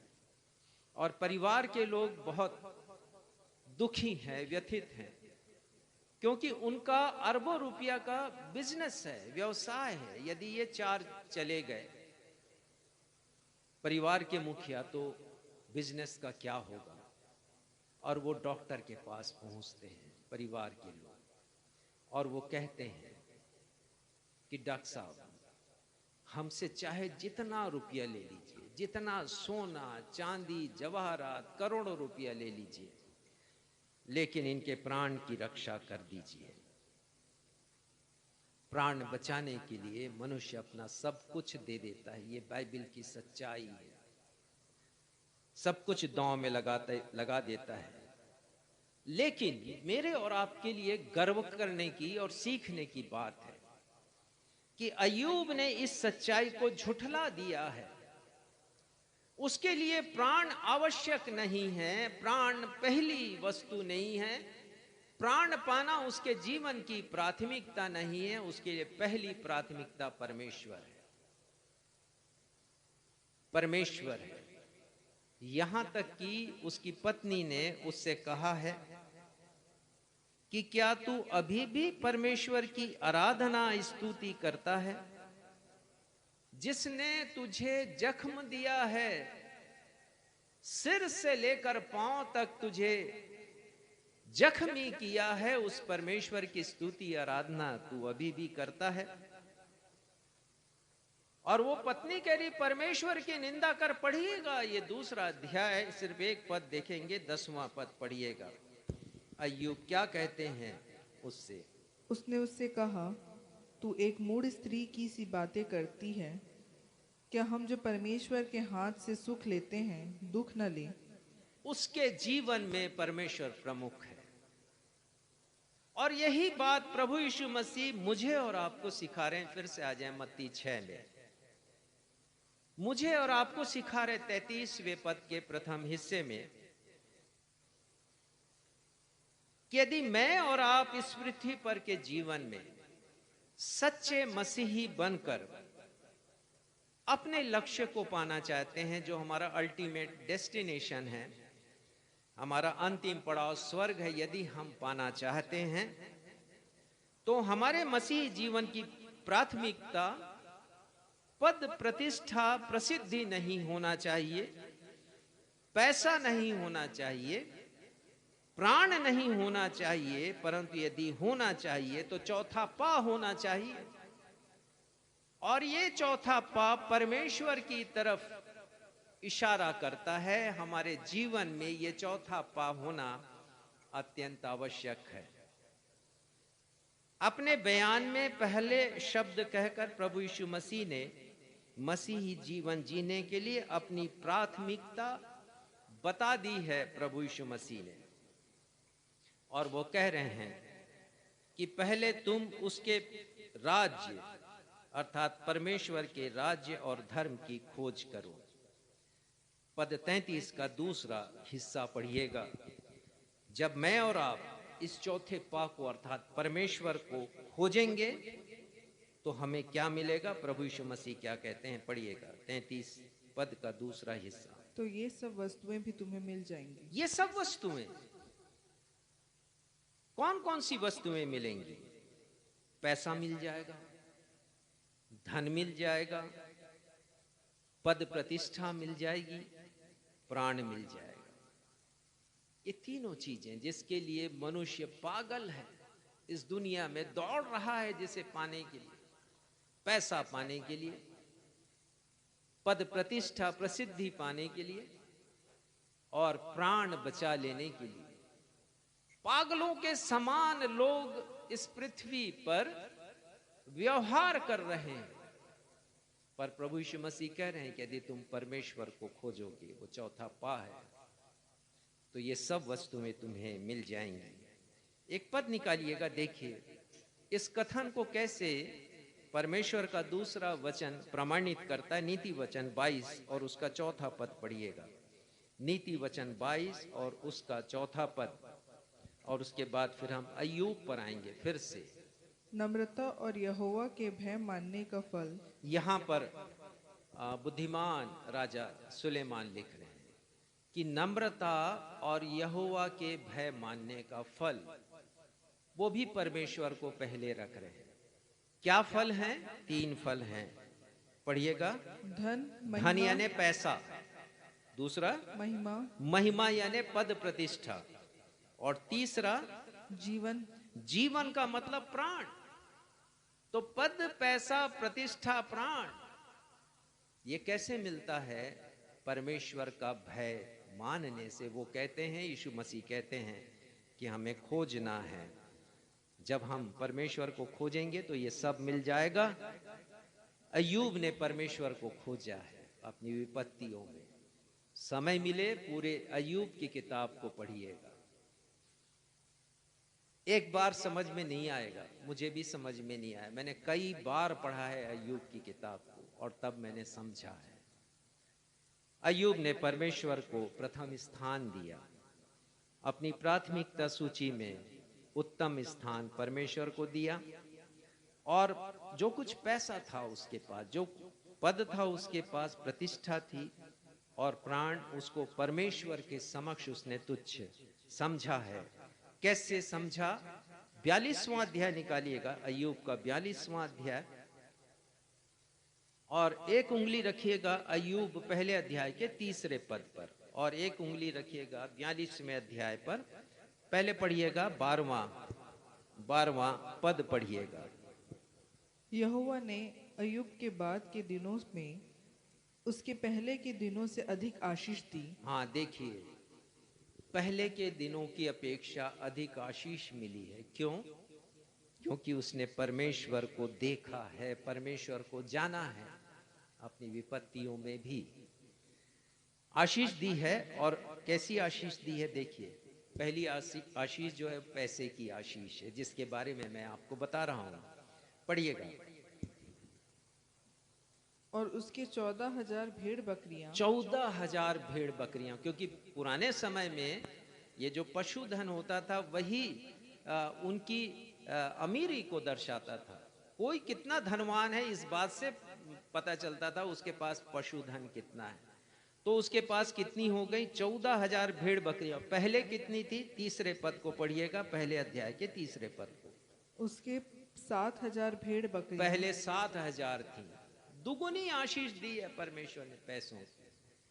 और पढ़िएगा 6,000 ऊँट, हाँ, और पहले कितनी थी? तीसरे पद को पढ़िए, पहला अध्याय। 3,000, 3,000 ऊंट थे, अब वो 6,000 हो गए, जस्ट डबल। और बैल कितने थे उसके पास? पद 1 तीसरे पद में देखिए, अध्याय 1 का तीसरा। 500 जोड़ी बैल, 500 जोड़ी बैल, 500 गधियां, वो कितनी हो गई? 1000 जोड़ी बैल और 1000 गधियां हो गई। ये मेरा कैलकुलेशन नहीं है, ये परमेश्वर का जीवित और सत्य वचन है, ये कह रहा है। और ये तब होता है जब हम परमेश्वर को खोजते हैं। अय्यूब ने खोजा है, तो ये उसके पास पैसे की आशीष परमेश्वर ने उसे दी है। दूसरी आशीष हम देख रहे थे, पद और प्रतिष्ठा की आशीष। 15वां पद पढ़िएगा। उस सारे देश में ऐसी स्त्रियां कहीं न थी जो अय्यूब की बेटियों के समान सुंदर हो, और उनके पिता ने उनको उनके भाइयों के संग में संपत्ति दी। हाँ, देखिए, ये प्रतिष्ठा की बात थी। हम तो आजकल सुनते हैं कि शासन ने भी, गवर्नमेंट ने भी नियम बना दिया कि बेटियों का हक और बेटों का बराबर का है। लेकिन ये अय्यूब की किताब के विषय में कहा जाता है कि अय्यूब अब्राहम के युग के थे और पहली किताब है जैसे लिखी गई है बाइबल की। तो प्रतिष्ठा देखिए, उसकी बेटियों के समान पूरे मुल्क में कोई खूबसूरत नहीं था, और पिता ने संपत्ति दी है अय्यूब ने बेटों को और बेटियों को। और 7 बेटे और 3 बेटियां उसकी उत्पन्न हुई थीं। 13वें पद में पढ़ते हैं। चलिए, ये पद प्रतिष्ठा प्रसिद्धि की बात हो गई। अंतिम बात प्राण की है, जीवन की बात है। तो देखिए 16वां पद पढ़िएगा। इसके बाद अय्यूब 140 वर्ष जीवित रहा और चार पीढ़ी तक अपने वंश को देखने पाया। 140 वर्ष जीवित रहा। इसके बाद, यानी इसके पहले जो जीवन व्यतीत कर चुका था वो कर चुका था। इसके बाद जब परमेश्वर ने आशीषें दी हैं, उसके जख्मों को ठीक कर दिया, उसके फफोले शरीर के वो सब दूर हो गए हैं परीक्षा के बाद, कठिन परीक्षा के बाद। तो 140 वर्ष जीवित हुआ है, और आगे क्या लिखा? 4 पीढ़ी तक अपना वंश देखने पाया। ये परमेश्वर का वचन है। तो जब हम परमेश्वर को खोजते हैं तो विपत्तियां तो आती हैं। ऐसा नहीं कि साधारण सा जीवन हमारा गुजर जाए, दुख ना हो, परेशानी ना हो, लेकिन जो खोजते हैं वो पाते हैं। इब्रानी 11:6 में लिखा है कि विश्वास के बिना परमेश्वर को प्रसन्न करना अनहोना है, और परमेश्वर के पास आने वाले को विश्वास करना चाहिए कि वो है, और वो अपने खोजने वालों को प्रतिफल देता है। तो परमेश्वर पिता अपने खोजने वालों को प्रतिफल देते हैं, परमेश्वर का वचन कहता है। मुझे और आपको पैसा, धन दौलत, संपत्ति, पद, प्रतिष्ठा, प्रसिद्धि, प्राण, जीवन, दीर्घायु के स्थान पर सबसे पहले परमेश्वर के राज्य और धर्म को खोजना जरूरी है, आवश्यक है। अब सवाल ये उठता है कि परमेश्वर का राज्य और परमेश्वर का धर्म क्या है, पर अपने आप में एक बहुत बड़ा विषय है। आज इस विषय को मैं नहीं लूंगा, परंतु आपको किसी अन्य दिन एक विशेष संदेश के द्वारा मैं इसे समझाऊंगा, क्योंकि ये परमेश्वर का राज्य अनेक बार सुसमाचारों में इसका वर्णन आया है। हम आगे देखेंगे। पहली बात देखेंगे मनुष्य के पैसे के विषय में, कि प्रभु यीशु मसीह के ख्यालात, प्रभु यीशु मसीह के विचार धन के बारे में क्या, पैसे के बारे में क्या है। मत्ती 6:19 पढ़िएगा, और प्रभु यीशु मसीह जो कुछ कहते हैं मैं आपको बताऊंगा। पढ़िएगा मत्ती 6:19। मत्ती 6। अपने लिए पृथ्वी पर धन इकट्ठा ना करो जहाँ हाँ, प्रभु यीशु मसीह कहते हैं अपने लिए पृथ्वी पर धन इकट्ठा ना करो जहाँ कीड़ा और काई बिगाड़ते हैं, हाँ, और जहाँ चोर सेंध लगाते और चुराते हैं। तो प्रभु यीशु मसीह का आशय कहने का यह है कि मनुष्य का पैसा, उसकी धन दौलत, उसकी संपत्ति परमेश्वर के राज्य के समक्ष तुच्छ है। इसका कोई मूल्य नहीं है। इंसान के पास जो कुछ है, जिस पर वो घमंड करता है, परमेश्वर के सामने वो सब कुछ तुच्छ है। क्यों तुच्छ है? कि मनुष्य के लिए वो जरूर बहुमूल्य संपत्ति है जिसे वो खोना नहीं चाहता, लेकिन कीड़ा और काई ये तुच्छ जीव हैं, बहुत निम्न श्रेणी के जीव हैं, आपकी बहुमूल्य संपत्ति को खा जाते हैं। और वो कहते हैं कि चोर जो किसी भी प्रकार से सम्मानीय नहीं है, जिससे लोग दूरी बनाकर रहते हैं चोर से, और जो घृणा का पात्र समझा जाता है समाज में, वो चोर मनुष्य की बहुमूल्य संपत्ति को चुरा लेता है। तो श्रेष्ठ क्या है? प्रभु यीशु मसीह कहते हैं स्वर्गीय धन श्रेष्ठ है, जिसे मुझे और आपको खोजना है। और कुलुसियों उसका 3 अध्याय पहले 2 पद में यही लिखा है कि स्वर्गीय वस्तुओं पर ध्यान लगाओ। और 2 पद में कहते हैं कि स्वर्गीय वस्तुओं को खोजो, यदि आपको मिल गया तो पढ़िएगा कुलुसियों 3 अध्याय पहला और 2 पद। अतः जब तुम मसीह के साथ जिलाए गए तो स्वर्गीय वस्तुओं की खोज में रहो। वो खोज में रहने की बात कर रहे हैं। और प्रभु यीशु मसीह भी कह रहे हैं यहां पर कि मुझे और आपको इसलिए खोजना है स्वर्गीय वस्तुओं को, क्योंकि जो कुछ हमारे पास धन संपत्ति के रूप में वो परमेश्वर की दृष्टि में तुच्छ है। दूसरी बात देखेंगे, 29वां पद पढ़िएगा, मत्ती 6 और उसका 29वां पद 29। तो अभी मैं तुमसे कहता हूँ कि सुलेमान भी अपने सारे वैभव में उनमें से किसी के समान वस्त्र पहने हुए ना था। देखिए कितना महान राजा। और यदि धन संपत्ति को आंकें अपन उसका मूल्य निकालें तो सुलेमान के समान धनी व्यक्ति बाइबल में और कोई नहीं था। और ना ही उस जमाने में, जिस जमाने में सुलेमान थे, अपार संपत्ति परमेश्वर पिता ने उसे दी थी सुलेमान थे। लेकिन प्रभु यीशु मसीह क्या कहते हैं कि जंगली शोषण के ऊपर ध्यान दो, अपने आप उग जाते हैं, इतने खूबसूरत उसकी पंखुड़ियां दिखती हैं कि प्रभु यीशु मसीह कहते हैं कि वो प्रतिष्ठित राजा सुलेमान उस शोषण फूल की खूबसूरती के सामने, उसकी पंखुड़ियों की खूबसूरती के सामने, उसके वस्त्र भी फीके हैं और तुच्छ नजर आते हैं। इतना खूबसूरत है, इतना खूबसूरत है वो शोषण फूल जो कि जंगली है, जिसकी हिफाजत परमेश्वर पिता करते हैं। तो हमारी पद प्रतिष्ठा और प्रसिद्धि भी परमेश्वर के राज्य के सामने तुच्छ है। और तीसरी बात प्रभु यीशु मसीह ने व्याख्या की है, 25वां पद पढ़िएगा, मत्ती 6 का 25वां पद। इसलिए मैं तुमसे कहता हूँ कि अपने प्राण के लिए यह चिंता न करना। प्रभु यीशु मसीह साफ साफ कहते हैं कि जिस प्राण की तुम इतनी चिंता करते हो वो व्यर्थ है। पहले तुम परमेश्वर के राज्य और धर्म की खोज करो तो तुम्हारा प्राण भी सुरक्षित रहेगा। इस लोक में और परलोक में अधिक तुम्हारा प्राण सुरक्षित रहेगा। अपने प्राण की चिंता क्यों करते हो? 26वां पद पढ़िएगा। आकाश के पक्षियों को देखो, वे ना बोते हैं, न काटते और न खत्तों में बटोरते हैं, फिर भी तुम्हारा स्वर्गीय पिता उनको खिलाता है। तो हम जो चिंता करते हैं अपने प्राण की, तो हमसे श्रेष्ठ कौन है? प्रभु यीशु मसीह के अनुसार आकाश के पक्षी हैं, वो हमसे ज्यादा श्रेष्ठ हैं। तो जिन चीजों को हम यहां पर मूल्यवान समझ रहे हैं, पद, पैसा और प्राण, वो परमेश्वर के राज्य के सामने तुच्छ हैं। प्रभु यीशु मसीह सिखा रहे हैं यहां पर। और इसीलिए हम परमेश्वर के राज्य को खोजें। बाइबल में 2 राजाओं का वर्णन है और मुझे इनका चरित्र बहुत अच्छा लगता है।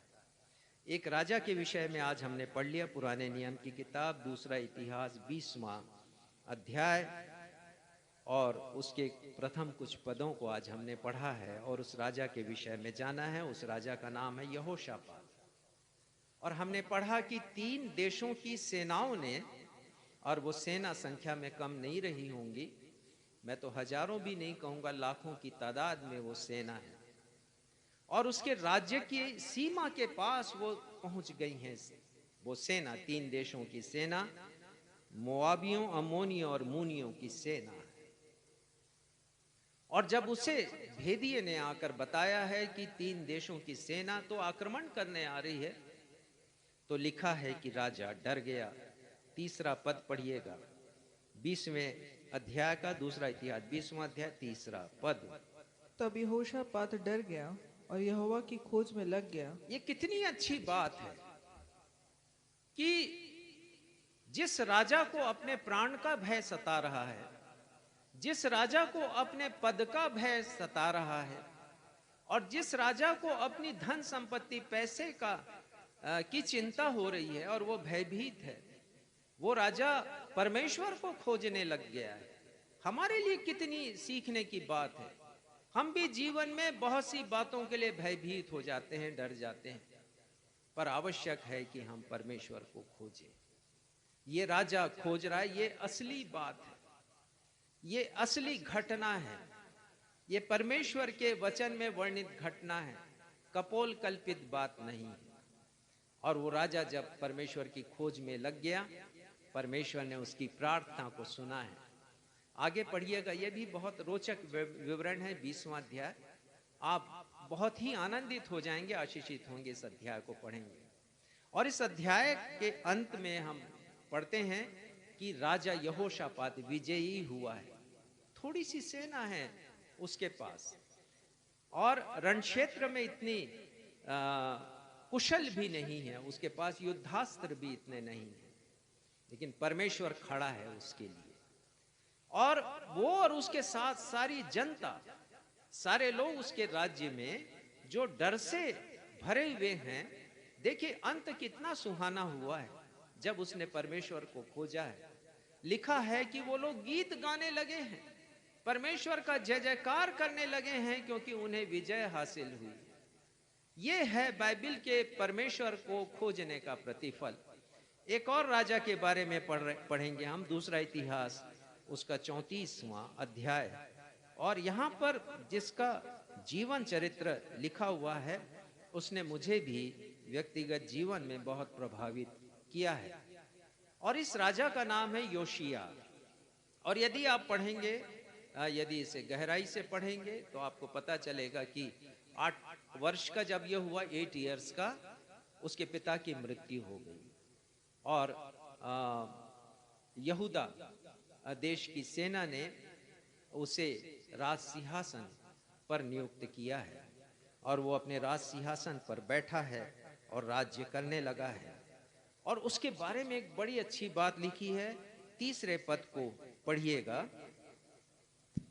वह लड़का ही था, अर्थात उसको गद्दी पर बैठे 8 वर्ष पूरे भी न हुए लड़का थे। ही था, 8 वर्ष का हुआ, गद्दी पर बैठा राज सिंहासन पर। और जब वो 8 वर्ष के आगे 16 वर्ष का हुआ, तब उसने क्या किया, अपने टीन एज में देखिए कितना बड़ा काम उसने किया है। पढ़िएगा कि अपने मूल पुरुष दाऊद के परमेश्वर की खोज करने लगा। वो परमेश्वर को खोजने लगा 16 वर्ष की आयु में। अपने युवा काल के प्रारंभ में ही उसने परमेश्वर को खोजा है। और आजकल के युवाओं को सीखने की आवश्यकता है। जो ये कहते होंगे, सोचते होंगे कि अभी समय नहीं आया है। एक युवा से मैं बातें कर रहा था और उसने यही कहा है जो मैं आपको बता रहा हूं। कभी हमारा दिन नहीं है परमेश्वर को खोजने का, स्मरण करने का। भी तो मौज मस्ती का समय है और बहुत से युवा अपनी जिंदगी को तबाह कर रहे हैं। ये भी तो राजा है योशिया, परमेश्वर को खोजा है। और उसके बाद आप पढ़ेंगे तो बहुत ही सुंदर बयान है उसके बारे में कि जितनी अपवित्रता थी उसके देश में, यहां तक कि यरूशलेम के मंदिर में, वो सारी अपवित्रता को उसने दूर किया है और पवित्र बनाया, ताकि परमेश्वर का वास उस यरूशलेम के मंदिर में और उसके देश में हो सके। तो खोजा है पहले परमेश्वर को, अपने हृदय में उसने आमंत्रित किया है। तो परमेश्वर को खोजना है मुझे और आपको। जब इन राजाओं ने खोजा है कठिन परिस्थितियों में, तो मुझे और आपको खोजना है। एक पद निकालिएगा, देखिए परमेश्वर की दृष्टि किसकी ओर होती है। भजन संहिता 14 साम 14 और उसके दूसरे पद में लिखा है, यहां पर लिखा है, मैं पढ़ूंगा। परमेश्वर ने स्वर्ग में से मनुष्यों पर दृष्टि की है। पढ़िएगा। परमेश्वर ने स्वर्ग में से मनुष्य पर दृष्टि की है। हाँ, मनुष्यों में मैं और आप भी शामिल हैं। तो हम पर दृष्टि की है कि देखे कि कोई बुद्धिमान, कोई और देख परमेश्वर रहे हैं का परमेश्वर। ये हमारे तो मनुष्यों के दिन के हिसाब से, लेकिन 24 घंटे उनकी निगाहें होती हैं हम पर। और वो क्या कर रहे हैं कि देखें कि कोई बुद्धिमान, कोई परमेश्वर का खोजी है या नहीं। खोजी है या नहीं, ये परमेश्वर देख रहे हैं। इस दुनिया में हम क्या खोज रहे हैं। यदि हमारी निगाहें पैसा, पद और प्राण के ऊपर लगी हुई हमारी चिंताएं हैं, तो हम उसे छोड़ें, परमेश्वर की ओर अपनी नजरों को उठाएं। भजन संहिता 119 उसका 10वां पद आज हमने पढ़ा उत्तरवादी की रीति से। और यहाँ पर भजनकार लिखते हैं, वो लिखते हैं 10वें पद में, मैं पूरे मन से तेरी खोज में लगा हूँ। पूरे मन से तेरी खोज में लगा हूँ।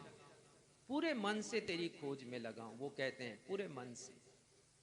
और लगा हूं का मतलब है कि ये एक दिन का अभ्यास नहीं है, ये दिन प्रतिदिन का अभ्यास है। तो परमेश्वर को खोजना है, कुछ खास समयों पर नहीं, जब विपत्ति आ जाए तभी नहीं, परंतु उस समय भी जब नीला आकाश दिख रहा है, और उस समय भी जब वो बादलों से छा गया है, आशा की कोई किरण नहीं। हर समय परमेश्वर की खोज में लगे रहना है। दूसरी आवश्यक बात जिसका पालन किया जाना अति आवश्यक है, निकालिएगा यूहन्ना 15वां अध्याय, आज का पाठ जो पढ़ा गया सुसमाचार से, 15वां अध्याय और उसका 8वां पद पढ़िएगा। उसका दूसरा हिस्सा पढ़ दें तो ज्यादा अच्छा है। 15वें अध्याय का 8वां पद, उसका दूसरा हिस्सा। इसी से होती है कि तुम बहुत सा फल लाओ। तुम बहुत सा फल लाओ। ये प्रभु यीशु मसीह की इच्छा है, ये परमेश्वर की आज्ञा है कि तुम्हें बहुत सा फल लाना है। अब फिर यहां पर तुम शब्द का प्रयोग किया है प्रभु यीशु मसीह ने, और तुम यहां पर व्यक्तिगत संबोधन है। प्रभु यीशु मसीह के द्वारा केवल अपने शिष्यों से कही गई बात नहीं है। यह संबोधन उनके शिष्यों के लिए नहीं है, परंतु आज मेरे लिए और आपके लिए, हम सब के लिए संबोधन है। वो कहना चाह रहे हैं कि आगे क्या लिखा है, तभी तुम मेरे चेले ठहरोगे। नहीं, फल लाओ। वो कह रहे हैं तुम फल लाओ। तो फल लाना एक परिपक्व मसीही जीवन की निशानी है, पहचान है। मसीही जीवन यदि फल नहीं ला रहा है, फल विहीन जीवन है, तो वो मसीही जीवन भी नहीं। तो परिपक्व मसीही जीवन की पहचान है कि मुझे और आपको फल लाना है। जिस प्रकार कोई भी वृक्ष या पौधा तत्काल फल नहीं लाता, कुछ कम समय लेते हैं, कुछ बहुत अधिक समय लेते हैं, वर्षों का समय लेते हैं फल लाने के लिए। और एक लंबे समय के पश्चात मौसम की मार सहते हुए, धूप छांव सहते हुए, आंधी तूफान सहते हुए, इन सब की मार झेलते हुए ही कोई वृक्ष या पौधा परिपक्व होता है और फिर वो फल का उत्पादन करता है। मसीही जीवन भी ऐसा ही जीवन है। पहले कोई व्यक्ति परमेश्वर को खोजता है, पहले खोजता है। खोजना तो जरूरी है, तभी तो पता चलेगा कि बाइबल का परमेश्वर कैसा परमेश्वर है, और उसे जानता है। उस परमेश्वर को वो समझता है जो बाइबल का परमेश्वर है, और फिर धीरे धीरे कठिन परीक्षाओं से गुजरते हुए आत्मिक परिपक्वता को वो प्राप्त करता है। और जब आत्मिक रूप से वो परिपक्व होता है तो उसके जीवन रूपी वृक्ष पर आत्मिक फल उत्पन्न होते हैं। ऐसा नहीं होगा कि आज आपने प्रभु यीशु मसीह को ग्रहण किया और आत्मिक फल आपके जीवन से उत्पन्न होने लगे। कुछ फल दिखेंगे लेकिन सारे फल नजर नहीं आएंगे। यीशु तो कह रहे हैं बहुत सा फल लाओ। इस पद में, और यही ध्यान देने की बात है, फल लाने के साथ प्रभु यीशु मसीह एक विशेषण लगा रहे हैं। ये व्याकरण का शब्द है विशेषण, अंग्रेजी में से एडजेक्टिव कहते हैं। और यीशु मसीह जोड़ रहे हैं फल के साथ बहुत सा, और वे कहना चाहते हैं केवल नाम मात्र के लिए फल उत्पादन तुम्हें नहीं करना है, केवल कभी कभी फल उत्पादन नहीं करना है, केवल थोड़ा सा या काम चलाओ फल उत्पादन तुम्हें नहीं करना है, परंतु बहुत सा फल उत्पादन करना है, ढेर सारा। यानी आपको लद जाना है फलों से, आत्मिक फलों से। और जब हम बहुत सा फल लाएंगे तो यीशु कहते हैं दो बातें होंगी। फिर से देखिएगा 15वें अध्याय का 8वां पद, पहला हिस्सा पढ़िएगा। मेरे पिता की महिमा इसी से होती मेरे है। पिता की महिमा होगी। कब होगी? जब तुम बहुत सा फल लाओगे। ये पहली बात। तो हमारा ध्येय होना चाहिए, लक्ष्य होना चाहिए कि हमारे जीवन के द्वारा जो आत्मिक फल हम प्रोड्यूस कर रहे हैं, उत्पादित कर रहे हैं, उसके द्वारा परमेश्वर पिता की महिमा हो, मेरी महिमा ना होने पर। बहुत बार तो हम मैं लगा देते हैं और बहुत से लोग, बहुत से प्रचारक अपनी आत्म प्रशंसा करने लग जाते हैं। यीशु ने कहा मेरे पिता की महिमा इसी से होती है। अपनी महिमा की चिंता मत करो, अपनी महिमा के बारे में सोचो भी नहीं, परमेश्वर की महिमा। ऐसा फल प्रभु यीशु मसीह कह रहे हैं हमें उत्पादित करना है, ढेर सारा फल। और दूसरी बात, इसका तीसरा हिस्सा जहां पर लिखा है तब ही तुम मेरे चेले ठहरोगे। प्रभु यीशु मसीह के डिसाइपल की ये निशानी है, ये चिन्ह है कि यदि हमारा जीवन फल उत्पादक जीवन है और ढेर सारा फल उत्पादक कर रहा है हमारा मसीही जीवन, आत्मिक फलों का उत्पादन कर रहा है, तभी हम यीशु के शिष्य ठहरेंगे। हाथ पर हाथ धरकर हम कभी भी यीशु मसीह के शिष्य नहीं बन सकते। कभी भी फल उत्पादन नहीं करके कभी भी नहीं यीशु के शिष्य हो सकते हैं। थोड़ा बहुत फल उत्पादन करके भी नहीं हो सकते। कहने का मतलब नाम मात्र के मसीही कहलाने से हम प्रभु यीशु मसीह के शिष्य नहीं कहलाए जा सकते हैं। तो प्रभु यीशु मसीह का तात्पर्य है बहुत सा फल मुझे और आपको लाना है। 5 बातों के द्वारा हम इसे समझेंगे। जैसा मैंने बताया कि फल लाना मसीहियत की पहचान है या निशानी है, और मसीहियत की पहचान है एक दूसरे से प्रेम करना। और हर मसीही इस बात के लिए प्रसिद्ध होता है, उसकी पूछ परख होती कि क्योंकि उसके हृदय के भीतर दूसरों के प्रति अपार प्रेम उमड़ता है। और यदि आपके हृदय में दूसरों के प्रति प्रेम उमड़ रहा है तो समझिए ये फल है जिसे प्रभु यीशु मसीह चाहते हैं कि आपके मसीही जीवन में ये दृष्टिगोचर हो, ये दिखाई दे। पढ़िएगा 9वां पद, यूहन्ना 15 9वां पद। जैसा पिता ने मुझसे प्रेम रखा वैसा ही मैंने तुमसे प्रेम रखा, मेरे प्रेम में बने रहो। प्रभु यीशु मसीह के प्रेम में बने रहना है।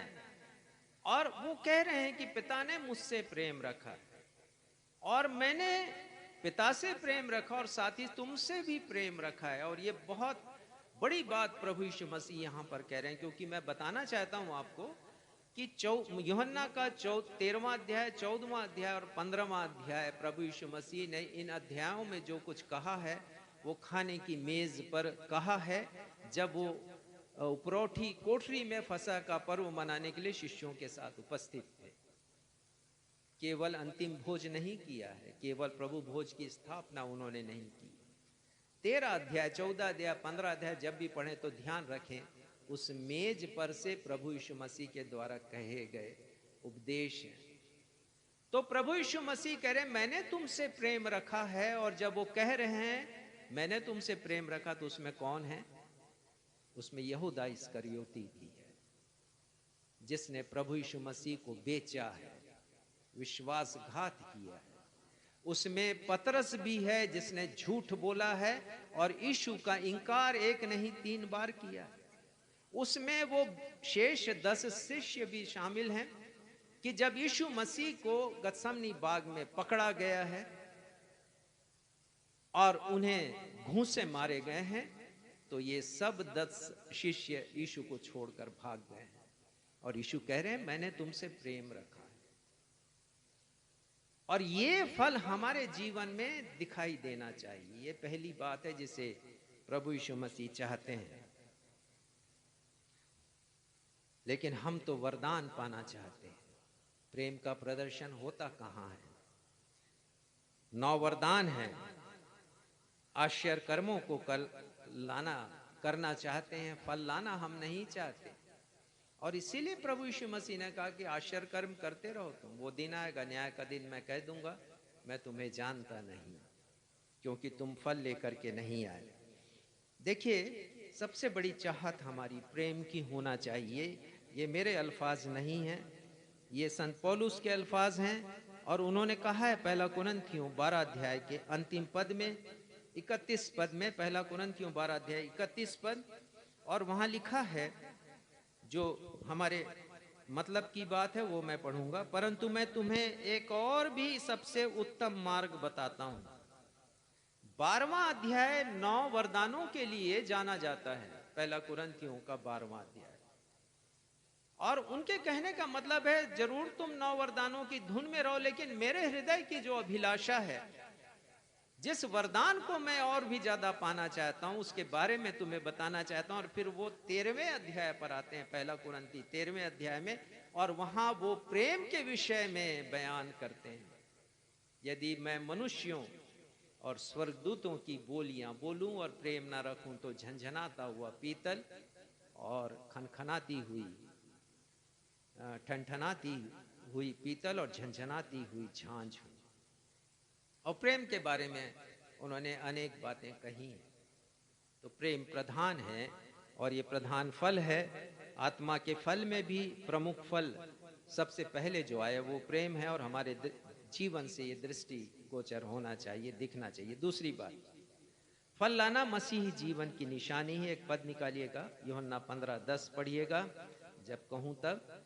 जब हम प्रभु यीशु मसीह की आज्ञाओं का पालन करते हैं, तब हमारे मसीही जीवन रूपी वृक्ष पर आज्ञाकारिता के फल लगते हैं। तो पहला फल मैंने बता दिया, प्रेम करने का फल। दूसरा फल, आज्ञाकारी बनने का फल। मैं परमेश्वर का आज्ञाकारी शिष्य हूं, यह भी मेरे जीवन से दिखाई देना चाहिए। यह आवश्यक है इस फल का होना मेरे और आपके जीवन में। पढ़िएगा यूहन्ना 15:10वां पद। यदि तुम मेरी आज्ञाओं को मानोगे तो मेरे प्रेम में बने रहोगे। हम प्रेम में बने रहना यदि चाहते हैं प्रभु यीशु मसीह के प्रेम में, तो उनकी आज्ञाओं का पालन हमें करना है। और वो फलों की बात कह रहे हैं यहाँ पर, और ये आज्ञाकारिता का फल हमारे जीवन में दिखाई देना चाहिए। जीवन रूपी वृक्ष में आज्ञाकारिता का फल। परमेश्वर पिता हमसे तब प्रसन्न होते हैं जब हम परमेश्वर पिता की आज्ञाओं का पालन करते हैं। हमारी आराधना से, हमारी भक्ति से परमेश्वर जरूर प्रसन्न होते हैं, परंतु उससे अधिक प्रसन्न तब होते हैं जब हम परमेश्वर पिता की आज्ञाओं का पालन करते हैं। कठिन परिस्थितियों में अब्राहम ने परमेश्वर की आज्ञा का पालन किया। जब परमेश्वर ने कहा तू अपने इकलौते पुत्र का बलिदान कर, और वो आज्ञा पालन के लिए पहुंचा मोरिया पर्वत पर। और आज्ञा पालन करने की हद देखिए, उसने हर एक सीमाओं को तोड़ दिया है। खंजर उठाया बलिदान करने के लिए अपने बेटे। परमेश्वर प्रसन्न हुए हैं, और परमेश्वर का वचन कहता है कि उसकी आज्ञाकारिता के कारण वो परमेश्वर का मित्र कहलाने का दर्जा हासिल वो कर सका है। तीसरी बात, फल लाना मसीही जीवन की पहचान है। और मसीही जीवन की पहचान ये है कि मुझे और आपको प्रभु यीशु मसीह में बने रहना है। और ये बने रहना इंटीमेसी है, प्रभु यीशु मसीह के साथ इंटीमेसी, अंतरंगता है। प्रभु यीशु मसीह कहते हैं, पद 5 को पढ़िएगा, यूहन्ना 15 उसका 5वां पद। मैं दाख लेता हूँ, तुम डालियां हो, जो मुझ में बना रहता है और मैं उसमें, वह बहुत फल फलता है, क्योंकि मुझसे अलग होकर तुम कुछ भी नहीं कर सकते। हमें प्रभु यीशु मसीह के साथ बने रहना, यदि मसीही जीवन रूपी वृक्ष पर हम फल उत्पादन करना चाहते हैं तो बिना यीशु के हम कुछ भी नहीं कर सकते हैं। वो कहते हैं, जैसे दाखलता डालियों में बनी रहकर पुष्पित पल्लवित होती है, पोषक तत्वों को और रस को वो प्राप्त करती है। कौन प्राप्त करती है? डालियां। दाखलता से जुड़कर के ही वो पुष्पित पल्लवित होती हैं। वैसे ही मैं और आप भी प्रभु यीशु मसीह के गुणों से सराबोर होकर मसीह जीवन रूपी वृक्ष पर स्वादिष्ट आत्मिक फलों का उत्पादन कर सकते हैं। प्रभु यीशु मसीह के साथ बने रहना, और ये बने रहने का जो फल है हमारे जीवन के लिए महत्वपूर्ण है, क्योंकि सिखाता है ये कि दिन प्रतिदिन के जीवन में मुझे प्रभु यीशु मसीह के साथ बने रहना है, एक आत्मिक संबंध को बनाकर रखना है, जिसे इंटीमेसी कहते हैं, अंतरंगता कहते हैं या घनिष्ठता कहते हैं। तो हम ऐसी कार के समान ना बने जिसे स्टार्ट करने के लिए धक्का देने की जरूरत होती है। और हम सब जानते हैं, जब कार की बैटरी डाउन हो जाती है तो धक्का दिया जाता है उसे प्रारंभ करने के लिए, चालू करने के लिए, स्टार्ट करने के लिए। और बहुत बार बहुत से लोगों का मसीही जीवन ऐसा ही दिखाई देता है कि जब कोई आत्मिक सभा होती है बड़े जागृत हो जाते हैं हम, लेकिन जैसे ही वो सभा समाप्त होती है कुछ दिनों के पश्चात हमारा असली रूप नजर आने लगता है। हम ऐसे ना बने। दिन प्रतिदिन के जीवन में प्रभु यीशु मसीह की अंतरंगता, उनकी घनिष्ठता दिखाई देनी चाहिए। चौथी बात, फल लाना मसीहियत की निशानी है, और मसीहियत की पहचान मसीही आचरण, व्यवहार और चाल चलन है। सक्रिय मसीही जीवन, एक्टिव क्रिश्चियन लाइफ हम तब बना पाते हैं जब पवित्र आत्मा आकर हमें एक नई सृष्टि बनाती है, एक नया मनुष्य बनाती है। यूहन्ना 15:7 पढ़िएगा। यदि तुम मुझ में बने रहो और मेरा वचन तुम में बना रहे, तो जो चाहो मांगो और वह तुम्हारे लिए हो जाएगा। हाँ, जो चाहो मांगो तुम्हारे लिए हो जाएगा। और 16वें पद के अंतिम हिस्से में भी यही बात प्रभु यीशु मसीह कह रहे हैं, तुम मेरे नाम से, कि तुम मेरे नाम से जो कुछ पिता से मांगो वह तुम्हें दे। और इस पद का, दोनों पद का दोनों जगह पर जो प्रतिज्ञाएं लिखी हैं प्रभु यीशु मसीह के, उसका दुरुपयोग किया जाता है। और हम सोचते हैं फिर से वही बात, सांसारिक वस्तुओं को मांगते हैं, पद मांगते हैं, पैसा मांगते हैं, प्रतिष्ठा मांगते हैं, प्रसिद्धि मांगते हैं, और हम अपने प्राण को मांगते हैं, जीवन मांगते हैं प्रभु यीशु मसीह से। पर यहां प्रभु यीशु मसीह फल लाने की बात कर रहे हैं, तो हमें आत्मिक फलों से सराबोर होने की आवश्यकता है। और इन आत्मिक फलों के बारे में संत पौलुस लिखते हैं गलातियों 5:22 और 23 में, वो आत्मा के 7 फलों के बारे में बताते हैं यहाँ पर। और वो कहते हैं आत्मा का फल प्रेम, आनंद, मेल, धीरज। प्रेम, आनंद, मेल, धीरज, कृपा, भलाई, विश्वास, नम्रता और संयम। ये 7 फल कभी मांगा है आपने?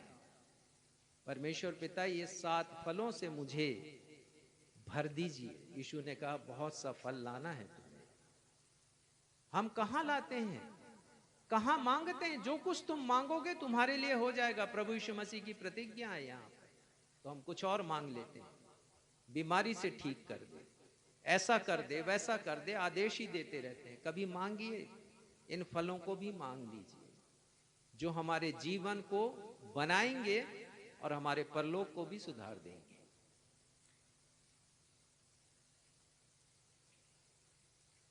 अंतिम बात बताऊंगा। 5वीं निशानी है फल लाने की, दुख सता और सामाजिक प्रताड़ना को सहने के लिए तैयार रहना है। पद 2 के दूसरे हिस्से को पढ़िएगा, अध्याय 15 यूहन्ना, उसका पद 2 और दूसरा हिस्सा। उसे वह छांटता है ताकि और फले। उससे वह छांटता है। किसे छांटता है? प्रभु यीशु मसीह कहते हैं जो डाली मुझ में है, और यदि हम पाए जाएंगे प्रभु यीशु मसीह में, तो परमेश्वर छांटते हैं। प्रूनिंग करना कहते हैं उसे। और छांटना कभी भी सुखदाई नहीं होता, दुखदाई होता है। लेकिन यीशु मसीह कहते हैं इसलिए छांटते हैं ताकि हम और फलें। अर्थात जो कष्ट, जो तकलीफ, जो सताव, जो उत्पीड़न हमारे जीवन में है, उसे मुझे और आपको सहना है, और ये फल भी दिखाई देना चाहिए हमारे जीवन से। परमेश्वर का वचन हृदय को छूने वाला वचन है। साफ साफ प्रभु यीशु मसीह ने कह दिया कि ऐसा दौर आएगा तुम्हारी जिंदगी में, और दौर आए तब तुम आनंद मनाना, क्योंकि परमेश्वर चाहते हैं कि तुम और भी अधिक फल लेकर के आओ। 16वां पद पढ़िएगा, मैं समाप्त करूंगा। तुमने मुझे नहीं चुना, परंतु मैंने तुम्हें चुना है। ये प्रभु यीशु मसीह ने कहा है, मैंने तुम्हें चुना है। और आगे लिखा है कि तुम्हें नियुक्त किया है, अर्थात मुझे और आपको अधिकृत किया है परमेश्वर ने। We are authorised by Jesus Christ, कि मुझे और आपको फल लेकर के आना है अपनी जिंदगी में। तो हम अधिकृत किए गए हैं। मत सोचिएगा कि ऐसे ही इस दुनिया में हम हैं। मसीही होने के नाते हमें अधिकृत किया है कि हम और भी फल लेकर के आए, और इसलिए मुझे और आपको परमेश्वर पिता की आकांक्षाओं पर खरा उतरना है। आइए हम प्रार्थना में जाएं, और उसके बाद हम उस गीत को गा लेंगे, मैं हूं तैयार। क्योंकि सोचने की बात है कि ये जो शिक्षा हमने आज प्राप्त की, 2 शिक्षाएं प्राप्त की, 3 शेष हैं। आने वाले रविवार को हम उस पर विचार मंथन करेंगे। लेकिन हम तैयार हैं कि नहीं हैं यीशु का अनुसरण करने के लिए। ये गीत के हम इस अंतिम पंक्ति को, अंतिम पद को गाएंगे, और उसके बाद आशीष प्रार्थना से आज की आराधना का समापन करेंगे।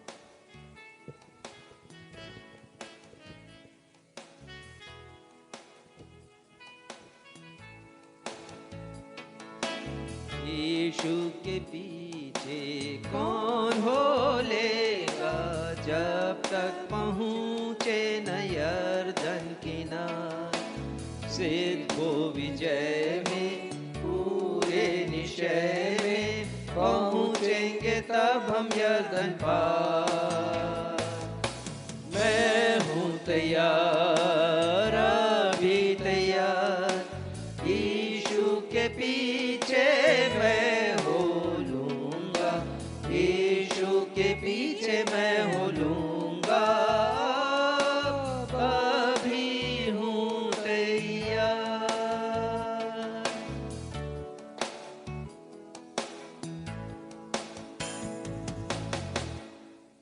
हे हमारे पिता, हम धन्यवाद देते हैं आज के वचन के प्रकाशन के लिए, पवित्र आत्मा की भरपूरी के लिए। पिता धन्यवाद देते हैं। पिता, आपके वचन में बहुत सी आज्ञाएं दी गई हैं। उनमें से 2 आज्ञाओं के ऊपर आज हमने विचार किया है। ये 2 बातें, आवश्यक बातें हमारे मसीही जीवन के लिए, जिसका पालन करना हमारे लिए आवश्यक है। होने दीजिए पिता, हम अपने जीवन में सबसे पहले आपको खोजें, आपके राज्य को, आपके धर्म को खोजें, आपको हम जानें, आपके एट्रीब्यूट्स को, आपके गुणों को हम जान सकें। पिता, ऐसी कृपा हम पर कीजिएगा, और जानकर चुपचाप ना बैठ जाएं, परंतु फल उत्पादक बने, बहुत सा फल लेकर के, आत्मिक फलों को लेकर के। हमारे जीवन के आत्मिक वृक्ष फलों से लदे रहें, आत्मिक फलों से पिता ऐसी कृपा कीजिएगा। धन्यवाद देते हैं पिता, प्रार्थना करते हैं इस वचन के द्वारा जितने लोगों के हृदय से आपने बात की है वो सब आपकी आकांक्षाओं को पूरा करें और वचन के अनुसार वो खरे बने रहें। धन्यवाद देते हुए अपनी इस प्रार्थना को आपके बेटे हमारे उद्धारकर्ता प्रभु यीशु के नाम से मांगते सुनिए, ग्रहण कीजिए। कलीसिया कहे आमीन। आशीष ग्रहण करेंगे। प्रभु यीशु मसीह की ओर से जो विश्वास योग्य साक्षी और मरे हुओं में से जी उठने वालों में पहला उठा है और पृथ्वी के राजाओं का राजा प्रभुओं का प्रभु है, आप सबको अनुग्रह और शांति मिलती रहे। अब हमारे अद्वैत पिता परमेश्वर का प्रेम, हमारे उद्धारकर्ता प्रभु यीशु मसीह का अनुग्रह और शांतिदायक पवित्र आत्मा की सहभागिता हम पर आज से लेकर युगानुयुग होती रहे। कलीसिया कहे आमीन। जय मसीह की।